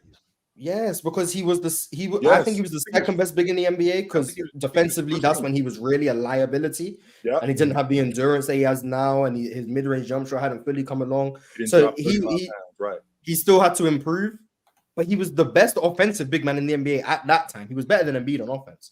Yeah. And he was a top 15 player in the NBA. I he think was he was better top 10. than Embiid on offense that year. No, he wasn't. Oh, In 2019, but That was one of I the don't care. I disagree with you. We can move on. I'm that It's was just one his of- scoring, just because Embiid averaged more points, but everything else. Embiid was move almost on, I dropping disagree. 30. I disagree with you. In 2019, Dub? Yeah. No. I mean, I Y'all get the trying- passing. y'all trying to write history and act like Yeah, Jokic like was Jokic was- he was not Jokic like wasn't this that in great of a shooter. 2019, Jokic bro. wasn't that great of a 19 three-point game. shooter at that 19 time. a game. Yeah. Jokic was not like he was nowhere Hold on. close to this in 2019. Gentlemen, like, Embiid was- Jokic was No one's not saying him. he was close to what he is now. I'm not I comparing know him to you're him not. I now. know you're not saying. I know you're not saying that, Mars. I'm saying y'all rewriting history, trying to make it seem like Jokic's been a problem, and he wasn't. Oh yeah, Yes, he he wasn't. was. He wasn't He that. was a problem. Yes, he was. Shut- Yes, he was. Nobody saw. No. Nobody said he wasn't He's a not problem. Big Ox. He was. You He's not. said that. What do you mean? I You wouldn't- Bob said said that. said that, Bob said and I that. stand on Bob. it. I stand on that. I Big wouldn't. Ox, he might not be. I wouldn't even think he about was Jokic good. in 2019. He was That's good, not true, but Big bro, Ox. I'm talking about Nah, me, bro. myself. I'm only speaking for myself. I'm only speaking How, for though, myself. Big Ox? You weren't thinking How? about them. That sounds like your problem because they were Yeah. one game away. How? from the You're right, conference Mars. finals in 19. I'm only speaking for me. I'm not saying the rest of the world thought this way. I'm just saying that he wasn't an issue to me at all. He wasn't really even on the radar like that in 2019 for me. he wasn't to anybody. Oh, then maybe Like I'm to the only anybody. person who watched Denver Nuggets games before 2022. I don't You probably rewatched it. You rewatched No, it I after watching watched it Jokic. at the time. Dub, 'Cause I watched basketball in 2019. I watched the Nuggets. Jokic was good, and nobody's saying he wasn't good, but he wasn't like, especially offensively, he wasn't better than Embiid. It's because the on box what, score. Dub? Box Based score on is what? not Scored. changing. Dub, The please score- tell me how the much of the score. Nuggets you watched in 2019. The Please. scoring that Joel Embiid had at that time was far better than what Joel Embiid had. Now the passing, I think Jokic was undeniably the best passer at that time from a big, but the scoring that Embiid was able to do, bro, he was a better shooter. He's probably a better finisher at that time too. Like I'm going with Joel Embiid, especially offensively, and the volume needs to count for something too. I don't think you watched the 19. The volume, so the volume doesn't matter, Mars. I don't think you watched the 19 Nuggets. It's fine. I don't blame you. You could get that take off with anybody else, like you do with Jalen Green and how he's been pretty bad. But what's it We'll called? get to that on Open Gym. We'll get to that in Open Gym. But bro, like Joel, this guy was a big. He was barely shooting over 50% at that time. Mm-hmm. I just don't see how. I don't see how. Yeah, he was, that's great. Better I don't offensively than Joel. I don't think you were watching. That's fine. I mean, you can read off the stats who you want. Good for you. I don't think I pulled up some like ESPN, CBS list of top 10 players for that season. Embiid is ranked higher than Jokic and all of them. Like people were more. I had a hyped on lead Embiid. over Jokic too. Just Yeah, 100%. Yeah, but I think Jokic What's is so top 10. sassy, bro? Jokic is top 10 in all these lists. He's still top 10 in all these lists. I just don't think you watched him. Like if you, So what does that and mean? you It means you could say something. Say something. I did. I've been saying I don't think you watched him. No, say something about their game. Why was he better than Embiid? Because he was one of the 5 best passers in the NBA. His mid-range jump shot was elite. In the playoffs, his elevation was exceptional in terms of scoring. His post play was unstoppable. His offensive rebounding was elite. His touch around the rim was still elite. The reason he wasn't better than Embiid is because he was a liability on defense, like the most blatant liability defensively I've ever seen. But offensively, all he's done since then is build on that basement, that floor of that foundation he had. His touch has just gotten better. His mid-range has just gotten better. His three-point shot has just gotten better. At that time, he was still elite at those things. He was still elite around the basket. He was elite in the mid-range. His three-point shot wasn't elite at that time, and he actually played further away from the rim in 19 than he does now. Because of the added strength he has now, he plays closer to the rim and he's able to chisel out easier opportunities. He played more in the mid-range back then, and his touch in that area was elite. In the playoffs, his scoring was unstoppable. Portland had no answer for him. The Spurs had no answer for him. He was unstoppable, and they were one game away from making the conference finals that year. And guess what? If they made the conference finals, people would have said at that time, "Oh, he's the best player in the NBA." But again, which means, Ox, that he was always a problem. He's just more of a problem. People just paid more attention. In 2020, he played worse than 2019. In 2019, he played better than he did in 2020, but Denver got more attention because they made the conference finals. Right. He looked worse in 2020 than 2019. The thing about Jokic against the Nuggets, he's going up in, especially in the postseason, he's going up against favorable matchups at that point in time. So he didn't cook the Spurs like that. He mainly, you talk about the postseason translation, he dominated the Portland Trailblazers, where yeah, that's what he's supposed to do against a Trailblazers unit that didn't have anything to go up against him. And sit here. He didn't cook the Spurs like that. Like, just Are you kidding me, dog? He went off. He didn't watch them. He's looking at Basketball Reference, looking at his points average. He didn't cook like, bro. What you mean? He wasn't. We're talking about. We'll compare him to Embiid, Mars. Yeah, you didn't watch him. I don't compare it to Embiid. Embiid at that time was a great finisher, a great post player. He was a better 3-point shooter at that time, in my opinion. So what are we talking about? We're comparing to Embiid. About the fact that you're talking about someone you didn't watch, and I know you didn't watch him. You could think that I did watch him, Mars. How about that? So I did watch him. All right, cool, great. You can so then we don't know. On YouTube. No. You just don't think I watched him, Mars. What the fuck are we talking about? I'm saying that I did. I did watch him, Mars. He was not this level of player. It had nothing to do with people not watching the Nuggets at all or not paying attention to the Nuggets. It had nothing. No, I'm not saying people. I'm At saying that point in time. At that point in time. Cook the Spurs like That's that. right. No. Okay. So again, this is what Mars is doing. This is what Mars is doing. He's arguing with semantics. When I'm comparing him to Joel Embiid and what he's doing. Right. And Jokic, in 2019, by the way. Yes, in 2019. He played great. He played good against the Spurs. He played great against Portland. But I'm comparing him in the context of Joel Embiid. And what Joel Embiid is doing at that time is what he did against the Spurs is not enough evidence for me to say that he's better offensively than Joel Embiid. That was the point. When they played against them, and you act like you only. That's what I was about to say. I'm saying if Joel Embiid. If Joel Embiid is going against the Spurs, he was giving Greg Popovich ridiculous headaches because Greg Popovich was trying to figure out: do I go with LaMarcus Aldridge? Do I go with Pirtle? Do I double him? And he couldn't do that because he tried to get LaMarcus Aldridge to switch on him. He was destroying LaMarcus Aldridge. Yes, he tried to get Pirtle on him. Yes, and then he sped the game up. He was destroying. At that point in time, he's doing what he's supposed to be doing. That's fine. If Joel Embiid is going up against the Spurs, if Joel Embiid is going up against the Portland Trailblazers, he's going to destroy those guys too, especially in that time. Joel Embiid, you forget in the Nets, he was cooking the Nets in 2019. The thing that happened was when he faced the Marcus Gasol and Serge Ibaka, it kind of hurt his game at that point because that was a great a defensive unit to go up against him. If Jokic is going up against that crew, he would struggle as well. So I'm saying we're talking about this postseason translation of Jokic in 2019. I just don't think Jokic was that great offensively scoring because I think he was a great passer, scoring the ball at that point in time yet. I just think he developed and I'm comparing him to Joel Embiid. This is when Embiid really couldn't pass. This is when Embiid couldn't play out of a double team at all. And that's why Toronto were able to neutralize him. That's why even in the Brooklyn series, his playmaking was a problem. They just didn't have personnel, and that's fine. You can say Portland didn't have personnel. That's why you were going to go with that. The Spurs, that's why he killed the Spurs. And you can say, well, he didn't kill them like Embiid would have killed them. The reason he killed the Spurs is because he couldn't get doubled because he was making every single decision that needed to be made. And then when they played him one-on-one, he destroyed them.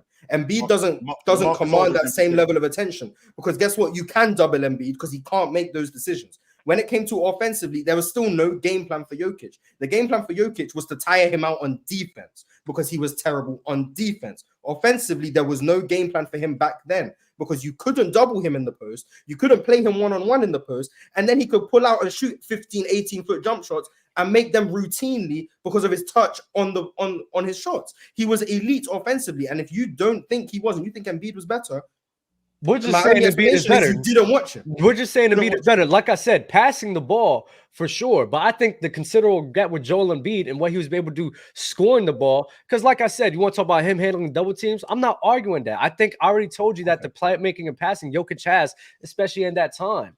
But at that point in time, Joel Embiid against that unit, bro, they didn't have the personnel to be holding what's his name? Joel Embiid. Like LaMarcus Aldridge, Mars. Are you serious? Jakob Porter at that time? Because defense is one-on-one. Yeah, facts. It's definitely. But they weren't going to be able to slow down Joel Embiid. So yes, you could talk about the point of Jokic teams have never slowed down because Jokic. You could talk about how Jokic is going to be able to capitalize on the double teams more than Embiid. Sure, but scoring the basketball, Joel Embiid is still going to dominate that matchup. Against the Blazers, greatest in the chat. All I've done is talk about what made Jokic great, and I've said for 2 seconds that Embiid couldn't play make. The whole argument I've made has been about what Jokic does good. What you listen to right now, we're talking about this player versus this player right now, right? We're not just talking about offense no more, right? So since we're not talking about this offense no more, player versus player, Embiid's better. Player versus player, Embiid's better. Embiid's better, yeah. Because Embiid was a defensive player of the year candidate. Embiid was one of the 5 best defenders in basketball. But not only that, but Jokic couldn't guard the doorknob. So exactly, that's what I said. That's why Embiid is better offensively. I mean, overall, defensively, Jokic being such a liability on defense is why I'm willing to say Embiid was a better player. I'm not arguing against that because I think the offense isn't just as it is now. I don't think Jokic is the best offensive player back then in the world. But I think he was a better offensive player because of the fact that he was an elite scorer, especially in the postseason. As we know, even now, he still just ramps up his aggression in the postseason. He did the same in 2019. His playmaking was at another level. His ability to play without the basketball was at another level. And that is when Embiid was at his worst playmaking. That is when he was terrible as a decision maker. That's when his passing was terrible. Like, he was a detriment if you put him in double teams or precarious situations. Jokic didn't have that. Embiid, a better scorer, cool. He averaged like what 28 that year. Good for him.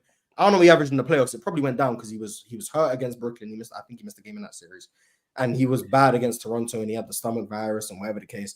Cool. So I don't even mind not using the playoffs for Embiid. You can say he wasn't 100%. He was compromised. So let's not use the playoffs. Regular season Embiid versus the whole season of Jokic. Jokic to me was still better offensively. And when I hear he didn't cook the Spurs like that, I don't think you watched. When I hear he wasn't that good of a scorer yet, I don't think you watched. Yes, and if you think you watched, good for you.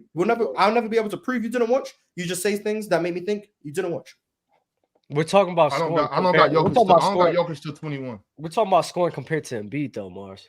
I never said he That's was a the better thing scorer. we're In 2019, I I know. can't name 15 players better than Joker. I can't. There's not. And Okay. that's why In we've now moved to 2019 Embiid versus Jokic in offense. Ox, name 15 players better than Joker in 2019. I'm all ears. Do it. Ox by his own admission wasn't watching. So I'm out to 2019. Ox said himself he was wasn't paying attention. So why does it matter who Ox has over Jokic in 2019 if he says he wasn't paying attention? But look, my thing is I watched Nuggets games. When I say I wasn't paying attention to him, I mean like I wasn't paying attention to him as like a threat. Like I wasn't paying attention to him like, oh, Jokic is the guy. Like, nah, I watched, but I didn't watch as many games as maybe more as you would want me to be able to have an opinion on this, and that's fine, that's fair. But also, I wasn't on YouTube talking about basketball, so I wasn't watching. I was every paying game, attention to everybody, Joker. I watched a lot of basketball. Still, I still watch a lot of basketball. I've always watched a lot of basketball. So with that being said, with that being said, though, I just didn't have Jokic as a top 15 player. One of my best friends put me on Jokic in 2017. Yeah, 2017. Told me that The year he got the starting job. Yeah. I need to start paying attention to this dude. He's from Europe. He's from Serbia. You need to start paying attention to him. So I would slowly start glancing in on Joker.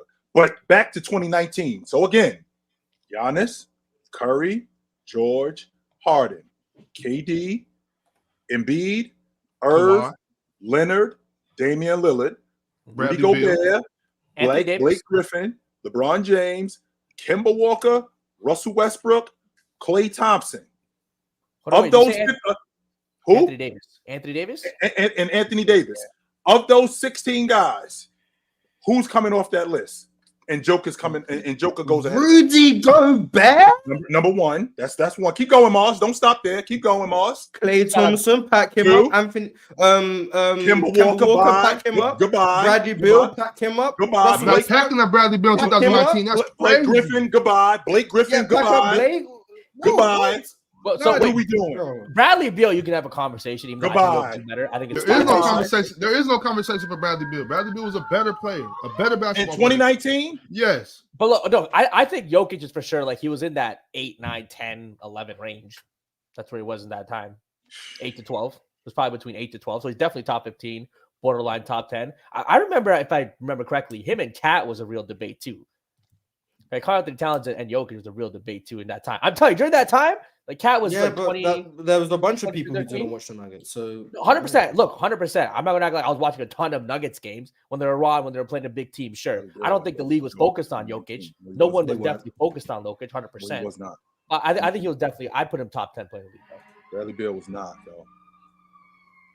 Damn, bro. We got $100 super chat from Teddy. Chill, your point about genders with awards, like not giving Jokic 3 straight MVPs just to protect Bird's legacy, is why the historical integrity of the NBA is shot. Comparing careers based on awards is too skewed at this point. P.S. Let fans call it these super chats expensive. LOL.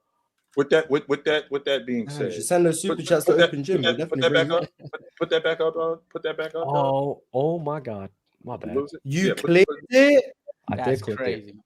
Anyway, I'll get it back. But he spoke about how not giving Jokic his third MVP to protect Bird and Bill Russell and Will. Yeah. Legacy is the only 3 straight winners skews the integrity of awards like that. And it does, because when you're talking about these guys, you're talking about these guys in terms of how long they did it. And they're looking at Joker, even though what Joker did last year, I feel like Joker should have been the league MVP. From what he did last year, I feel like for them to win the NBA championship, and him to win the finals MVP, we got to start having a different conversation about him. And there are a lot of people who aren't prepared to do that. because they feel like he hasn't been around long enough. For that simple reason right there, because he hasn't been around long enough. And again, I value longevity also. I do. But that's also a conversation that I'm not afraid to have, because Chill, I'm you've been not doing it stuck. for 4 years, Chill Town. He has only been awesome for 4 years. That's a fact. But that's also a conversation. Really 3, but 4. Okay. That's also a conversation. It's actually been 5 years. 3 But that's- disrespectful. 3 is Right. very That's disrespectful. also a I'll give him conversation 5. that I'm not Give him 5 afraid to have. And the reason why I'm not afraid to have that conversation, Dub, is because if you look at what's going on today, I already had this conversation. We got a lot of great players in the league.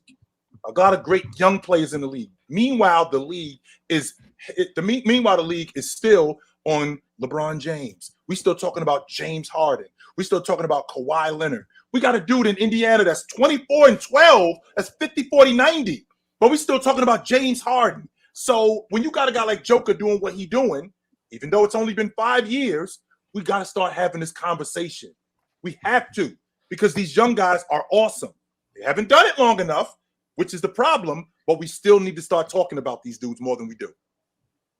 That's for sure. And for the end of his thing, let him call in. I think that'd be a good day if someone gets a $50, whether the number is $50, 75, or 100. I think if you send a $50 super chat, 75, or 100, you should be able to just pop in on camera, ask the question.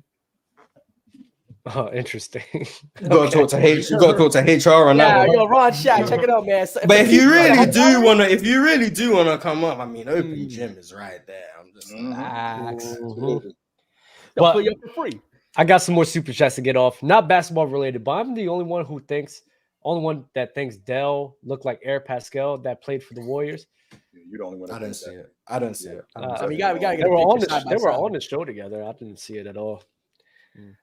Yeah. Both got a big forehead. Hey, how come when we say something that people disagree with, especially in the chat? First of all, I didn't say that. Like even these dudes in the chats, I did not say that I wasn't ready to have that conversation. I said they weren't ready to have that conversation. I'm not ready to have that conversation. I just what I wish more than anything is I wish number one, hold me accountable for what I say. That's number one. Number two, what kind of logic do you have?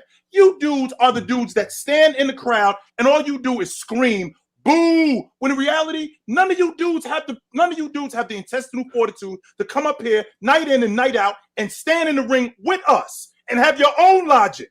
None of you dudes do, including you. But anyway, to your point, to this super chat, which I'm sorry. Chill, what's your 1 month first and second All NBA team so far? So now, basically, it's positionless this year. Remember so that. who have been the 10 best players so far? Let's get down to the facts. That's essentially all it is. So, Giannis, I'm Joker, Giannis, Embiid. Joker, Giannis, Embiid, Luka. You can put your guy in there. Luka and Tatum. Luka and Tatum. That's first team All NBA. Second team All NBA. It gets tricky. I'm putting Tyrese in there. I put the old guys in there. I got putting KD. KD is for sure in there. KD's in there too. James is in there also. Yep. I haven't heard De'Aaron Fox's name. I don't know. He's if in that's the on conversation. purpose or an accident. I think Haliburton's in there. I think Haliburton might go ahead of Fox, yo. I just said that. I do. You ain't getting no credit. Does Curry go ahead of any of them dudes? I don't think so. No, Curry can go get in there. I think SGA got to get some love. And SGA is in there. He does not go again. I was about to say he does not go. He does not go ahead of SGA, and I don't think he goes ahead of Anthony Edwards neither. I mean, the Minnesota Timberwolves are first in the league. I mean, I'm not sure, Mars. I'm not sure Curry goes against. I'm gonna give that to. I'm not gonna lie. I think I'll give that to Steph. I think Steph's been a better player. He's had to carry more of a. Has he had to carry more of offensive? Steph has been cooking this season. Yeah, I'm not gonna lie. He's been phenomenal. The team's been bad, but he's been cooking. I'll put Steph over Ant-Man. Can you leave the best player off the team with the best record? I'm just asking. Yes, you can. Okay. It's happened before. Donovan Mitchell. It happened to Donovan Mitchell. Yeah. Even though Rudy Gobert was the best player, but I digress. No. Yeah, so putting Steph in over De'Aaron too. I see what y'all doing here. I see what's going on. How many games did De'Aaron miss? He missed 5, but so if he's missed 5 of the first 17 and you have to play 65 games, that means he's on track to miss about the whole season. Yes. So he's not going to play 65. So that's why he didn't make my list. He's going to miss at least 20 games if we keep Yeah, that. so that's why he didn't make my list. I mean, we just Hey, saying. is Bam gonna finally make All NBA? He's It's better harder than the way now. he's playing. Yes.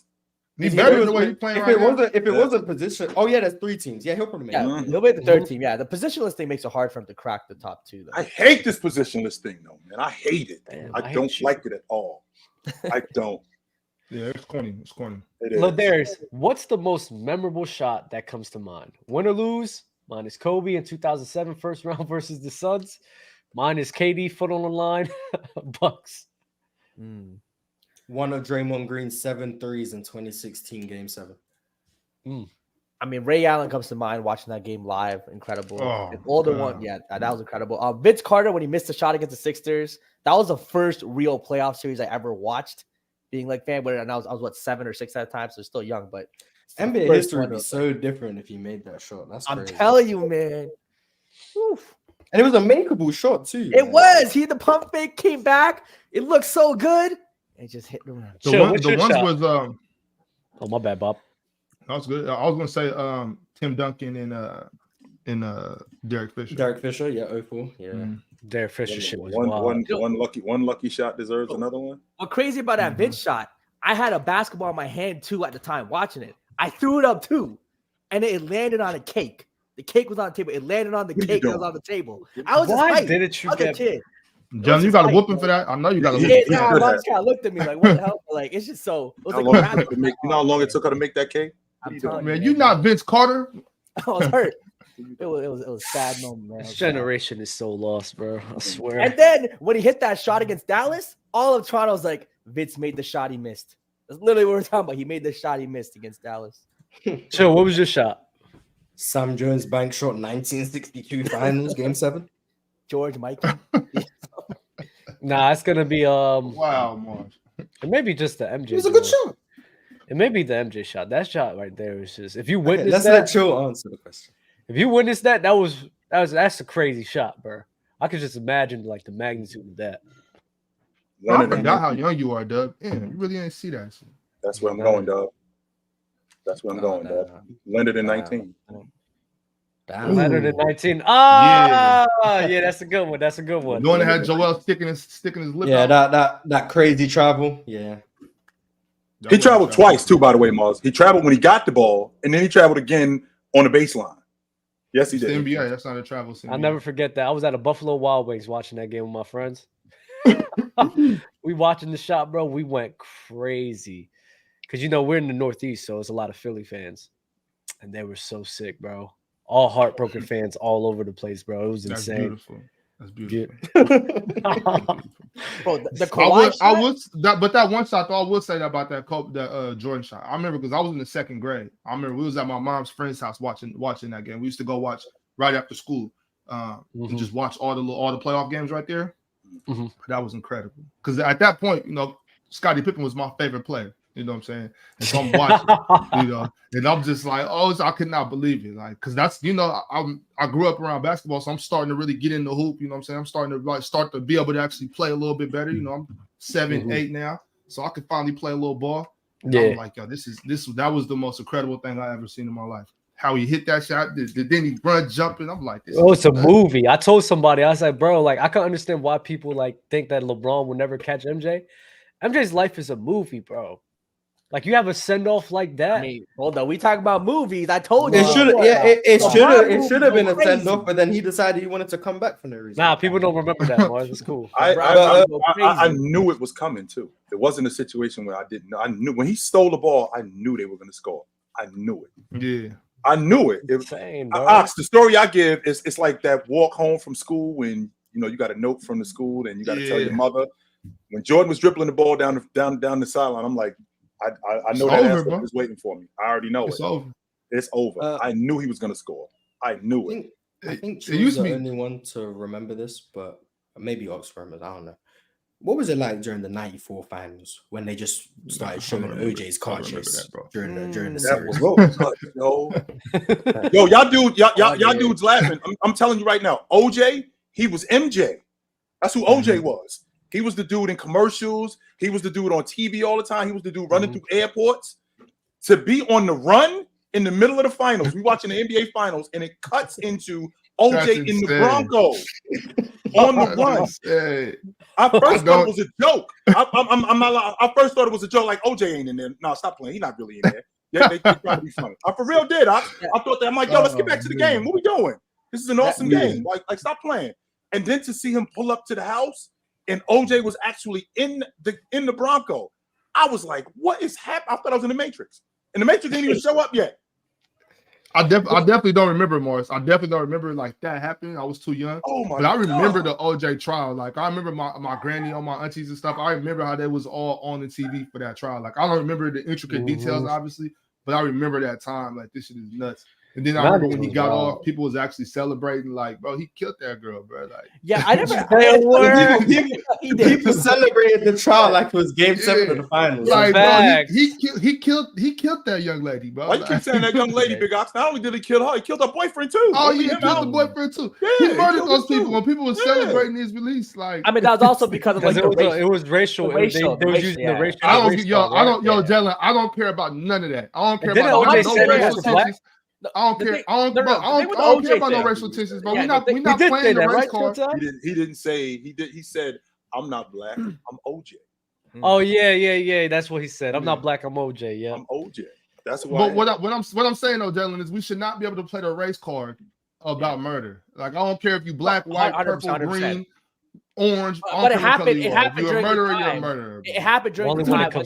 How you know he didn't do it? How about that? So you asking me how I know I did it? If the glove how I know he didn't do it? How you know he did do it? Because all this dude does. Let's be clear about one thing, Doug. Like we have competitive banter up here all day long. All this dude does is talk about me, dude. If you want my spot, come take it. Man, that's how we get to the bottom of that. You want my spot, come take it. Period. Because I'm not going nowhere. And I'm tired of yelling about this. You want my spot? Come get it. I'm up here every day. Come get my spot if you want it. Period. I'm tired of this dude, Joe. I have had it. I'm down to defend mine. You want my spot? Come get it. The thing with the OJ thing, I mean, looking back on it, I wasn't sick of this dude, Joe.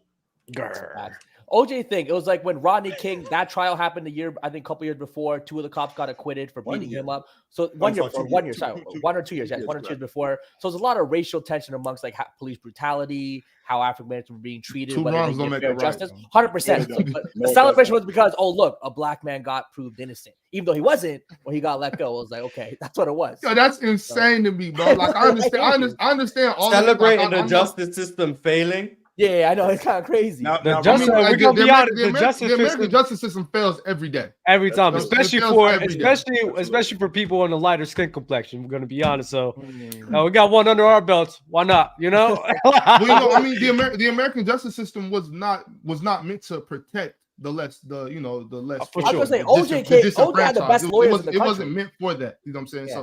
So when you look at it the way it is, the American justice system works perfectly fine because it works for who it's supposed to work for. You know what I'm saying? Like it's not good by no means am I praising the American justice system, but it works for who it's supposed to work for, though. You know what I'm saying? It wasn't meant for us. You know what I'm saying? Yeah. So with that being said, you know, I'm still in shock that people you know what I'm saying, had the audacity to celebrate OJ. If we being honest, OJ should be rotting on death row. There's no question about it. And then he wrote a book, Chilltown, saying he did it. He openly says that. No, he said if I were to do it, no, if I did, how it would have happened. No doubt. I didn't do it. We know if I were to do it. That's true. Maybe that's how it would. And that Broncos on sale for like 1.2 million. If everyone wants to go buy it, that is insane. It's actually on sale. I think that the justice system, like you just said, Big Ox, fails people every day. And that time in America, the racial tension and how black people were being treated, not just black people, the people of other races were being treated by the justice system. And the fact that OJ, which Johnny Cochran had the best defense. Understand what not guilty means. Not guilty doesn't mean you didn't do it. You just didn't prove I did do it. I ain't saying I didn't do it. You just didn't prove I did it. Yeah, And that's all that was. That's all that was. And with that being said, their defense was not that he didn't do it. He getting framed by the police in Los Angeles, who had the worst reputation in the world. Mhm. So the minute Mark Furman gets on that stand and they ask him, "Sir, have you ever used the N-word?" "No, I haven't." "Sir, one more time for the people in the cheap seats. Have you ever used the N-word?" "No, sir, I have not." Cue the tape. Once we cue the tape, and now you hear him saying that, O.J. Simpson now gets up out of that defending chair, and the Los Angeles PD are now in it. Because now I have just proven you are framing him. I did not dispel the notion that he actually did kill these people. No, I didn't dispel that. Because all the evidence points to O.J. Like the fact, Dub, that there was 3 people at the crime scene. Nicole Brown Simpson, her boyfriend, and O.J. No evidence that nobody else was there. None. And 2 of those people are dead, and O.J. That's not a coincidence. A UFO came down. Right. That's not a coincidence. And number OJ 2. just outran him with his... Number 2, Dub. And I'm going to let you go. I'm going to let you go. Number 2, Dub. The murder happened between 6:45 and 7:15. OJ can't tell you where he was at that time. You know why he can't tell you where he was at that time? Because I was killing my ex-wife and her boyfriend. That's why I can't tell you. Number 3, Dub. Abducted by the UFO. Number 3, Dub, which is the most important part. The limo shows up, and OJ tells everybody that he was asleep. Actually, he wasn't asleep. He was upstairs getting clean. And you know why he was upstairs getting cleaned up? Because the dude who showed up, the ex-boyfriend, the boyfriend who showed up, he threw a monkey wrench in this whole thing. He was going to kill her, go home, get cleaned up. My alibi is the plane ride to Chicago. Only except dude shows up. Damn, I got to kill him too. So the monkey wrench in everything that I'm doing. So he was not asleep. He was upstairs getting cleaned up, trying to hurry up because the limo showed up. That was the problem. So did OJ kill his ex-wife? Not only did he kill his ex-wife, he killed her boyfriend too. 100%. There's no evidence to suggest otherwise. Matter of fact, we gonna throw in Ray Lewis did it too. OG Oh, no, stop. Ray Just stop. God damn,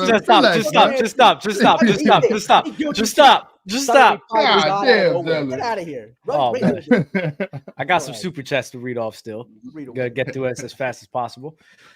What's We did that the one. We did that Oh, one. okay. Bet. Drink more water. With Aaron Rodgers potentially coming back in 3-ish months after tearing his Achilles, can an NBA player pull off a similar feat, or do NBA players use their legs too much? Even Akers came back in 5. How is that possible? I mean, the advancement of modern medicine. Look, whatever the new surgeon, he said he did like a new way to fix your Achilles. Whatever he did, maybe it worked. I want to see how Aaron Rodgers performs. But again, the advancement of modern medicine, people will be coming back. If he comes back, he's gonna. Bro. If he's not coming back, I highly not doubt he's coming coming back. If he does come back, though, he's probably going to be in excruciating pain. That's not Probably. gonna happen, dog. We don't But it's know. not. We don't know. David Akers. David Akers. Most No people way. can't walk after 3 months with a torn Achilles, right? Yeah, some people 100%. They're still in their boot. Well, Aaron Rodgers is walking right now. Yeah. Yeah, I know. Is it possible that he that's actually just tore like his calf muscle? And No, not his. no, Yeah, he- look, and I've seen the video of the injury. You can see it pop. You can actually Yeah, see it pop. I see. Literally, the God, surgeon stop talking said about it. God it's a damn. new way. It's a new way to fix the Achilles. Maybe he heals faster with the new way he's doing it. Bro, I don't think know. so, John. I don't think he's coming back. I think it's all bluff. If bro. they were There's in the no way. playoff hunt for real, I think he would have forced himself The back. fact that I'm seeing him move around and like Yeah. just Throw the throw and football. just like that's Yeah, amazing. that's insane. It's a mirage, Mars. It's a There's no mirage, reason he Mars. should play. There's No. no reason he should play. Mm-mm. They're out of the playoffs. There's no Mirage. point. They're out Him of the just playoffs. doing what I'm seeing him do is already amazing. Isn't he like old as well? Like He's Yeah, like 39. Almost he's 40. 40. Yeah, Yeah, that's no. even like that's crazy too. Like Shout out Yeah, modern he's medicine. insane. He's insane. As Curry playmaking top 10 all time, I think a lot of people would say yes up here. Okay, cool. Top 10 all time. four assists. How many Right, assists he right, averages? He averages 4 this year. Yeah, it's not top 10, bro. There you go. Supreme Chef Kobe became a member. Appreciate you, brother. Chill. Who was the best player in 2020? Not LeBron. Take out the best player. Who was the best player? Okay, Yeah. so who was the second best player? That was weird to me. Is it Giannis? was the second best player? Giannis, Jokic. It was Not KD Jokic. and Steph. It was even Giannis, though it they was were hurt. Wasn't KD hurt? Yeah, I think It wasn't KD and KD. Steph were hurt. KD and Steph were hurt. Yeah, Yeah. KD and Steph were both In my hurt. opinion, it was Giannis. Giannis or AD. In my opinion, Yeah, it was okay. Giannis or AD. AD did have it. Man, I don't care. I still had them in my top 3, bro. Kawhi was Yeah, there. I'm not mad at that. Kawhi was there. Oh, Kawhi Kawhi was Leonard too. Yeah. Yeah, Yes, he What? was. In 2020. Kawhi, AD or Until the Kawhi, end. Mars? AD. I've said that many times. It's Kawhi for me, but Wow. you know. I said I think AD was better than Kawhi in 2019. I've said that Oh too. wow, Yeah, so this isn't new. it's new for me. What do y'all rank Luka/Kyrie duo? And do y'all think they can keep it up? Top 5 What do duo. we And rank yes, them they can amongst keep it up. duos? Okay. Top 5 duo. They're one of the best offensive duos in the league. Definitely can keep up. This translates. They can keep it up, but the team cannot. I believe Dallas will be a playing team. But that's still respect Kyrie and Luka though. I do believe that they're Grant Williams came back down to earth. He started off super hot, and now he's back to being Grant Williams. He'll probably. Yeah, he was selling against us. Like he was. I appreciate it. The Watch Crew became a member. Appreciate you, brother. If Detroit three-peat, how do you rank Isaiah Thomas? The same. I think it's the same too. Not even holding you. Drink more water. I've never seen a team have many flaws that people love to point out, but are 13-5 and 1 game back from having the best record. What do they do right? They do an elite job of spacing the floor for Giannis. Dame is excellent at that. I think I'm seeing a few more pick and rolls, which I like to see. The pace they're playing with is definitely beneficial for guys like Giannis and Dame in terms of pushing the tempo. Malik Beasley hitting threes is something that I don't think is sustainable, but for now it's tremendous value. And offensively, then it's just very hard to stop an offense where teams are still having to respect Dame from as far out as he does. He still commands traps, still commands double teams, and you have 2 players who are causing that much of a defensive shift that it makes life easier for everyone else, which is why they're one of the best offenses in the NBA. So, very good team. Very good team. Cool. Hey, Isaiah- Doug, I got to bounce, brother. You be easy, bro. See you dudes tomorrow. Yes, Take it sir. light. Out. Cole Anthony, 6th man of the year. Get your free money. I said that before the season, he'd be 6th man of the year. In the conversation, Best scores. Highly doubt it. Best scores, points per games this season without free throws. Luka 25, Fox 24, Jokic 23, KD 22, SGA 22. Do you think that is why guys like Embiid, Dame, etc. struggling in POs? yeah, I think Whistle's a little tighter in the playoffs. Playoffs. Always, right? Yeah, they tend to be a little tighter in the playoffs, so it definitely hurt them. Probably. Nah, in part, yeah, but not totally. I think it's more with Embiid's health and Dame's team. I think it's Embiid's playmaking, and yeah, Dame. I haven't seen Dame. The last time I saw Dame in the playoffs, he was good. He was so amazing. It's been a while now, hasn't it? yeah, a lot of the 2021. Dame reputation of bad player performance is from 5-6 years ago. So Yeah, that's He's a different you're part of that, Morris. I'm aware. Cool. Cooking became a YouTube member. Appreciate you. Greatest. This year, Warriors have issues scoring. Role players can't score. CP3 leads them in assists, while Steph averages 30 and 4 assists. Not second greatest point guard. Not a point guard. He plays the point guard position. Cool. Joel, the best player, ball is more than Basketball is offense. more than offense. That's what he's saying. He's saying Joel is the best player in the NBA because he does it on both sides of the ball, is what he's saying. Got you. Jokic was 25, 13, and 8 in 2019 playoffs. Joe became a new member. Jokic has shot 50% with the same shooting efficiency since 2017.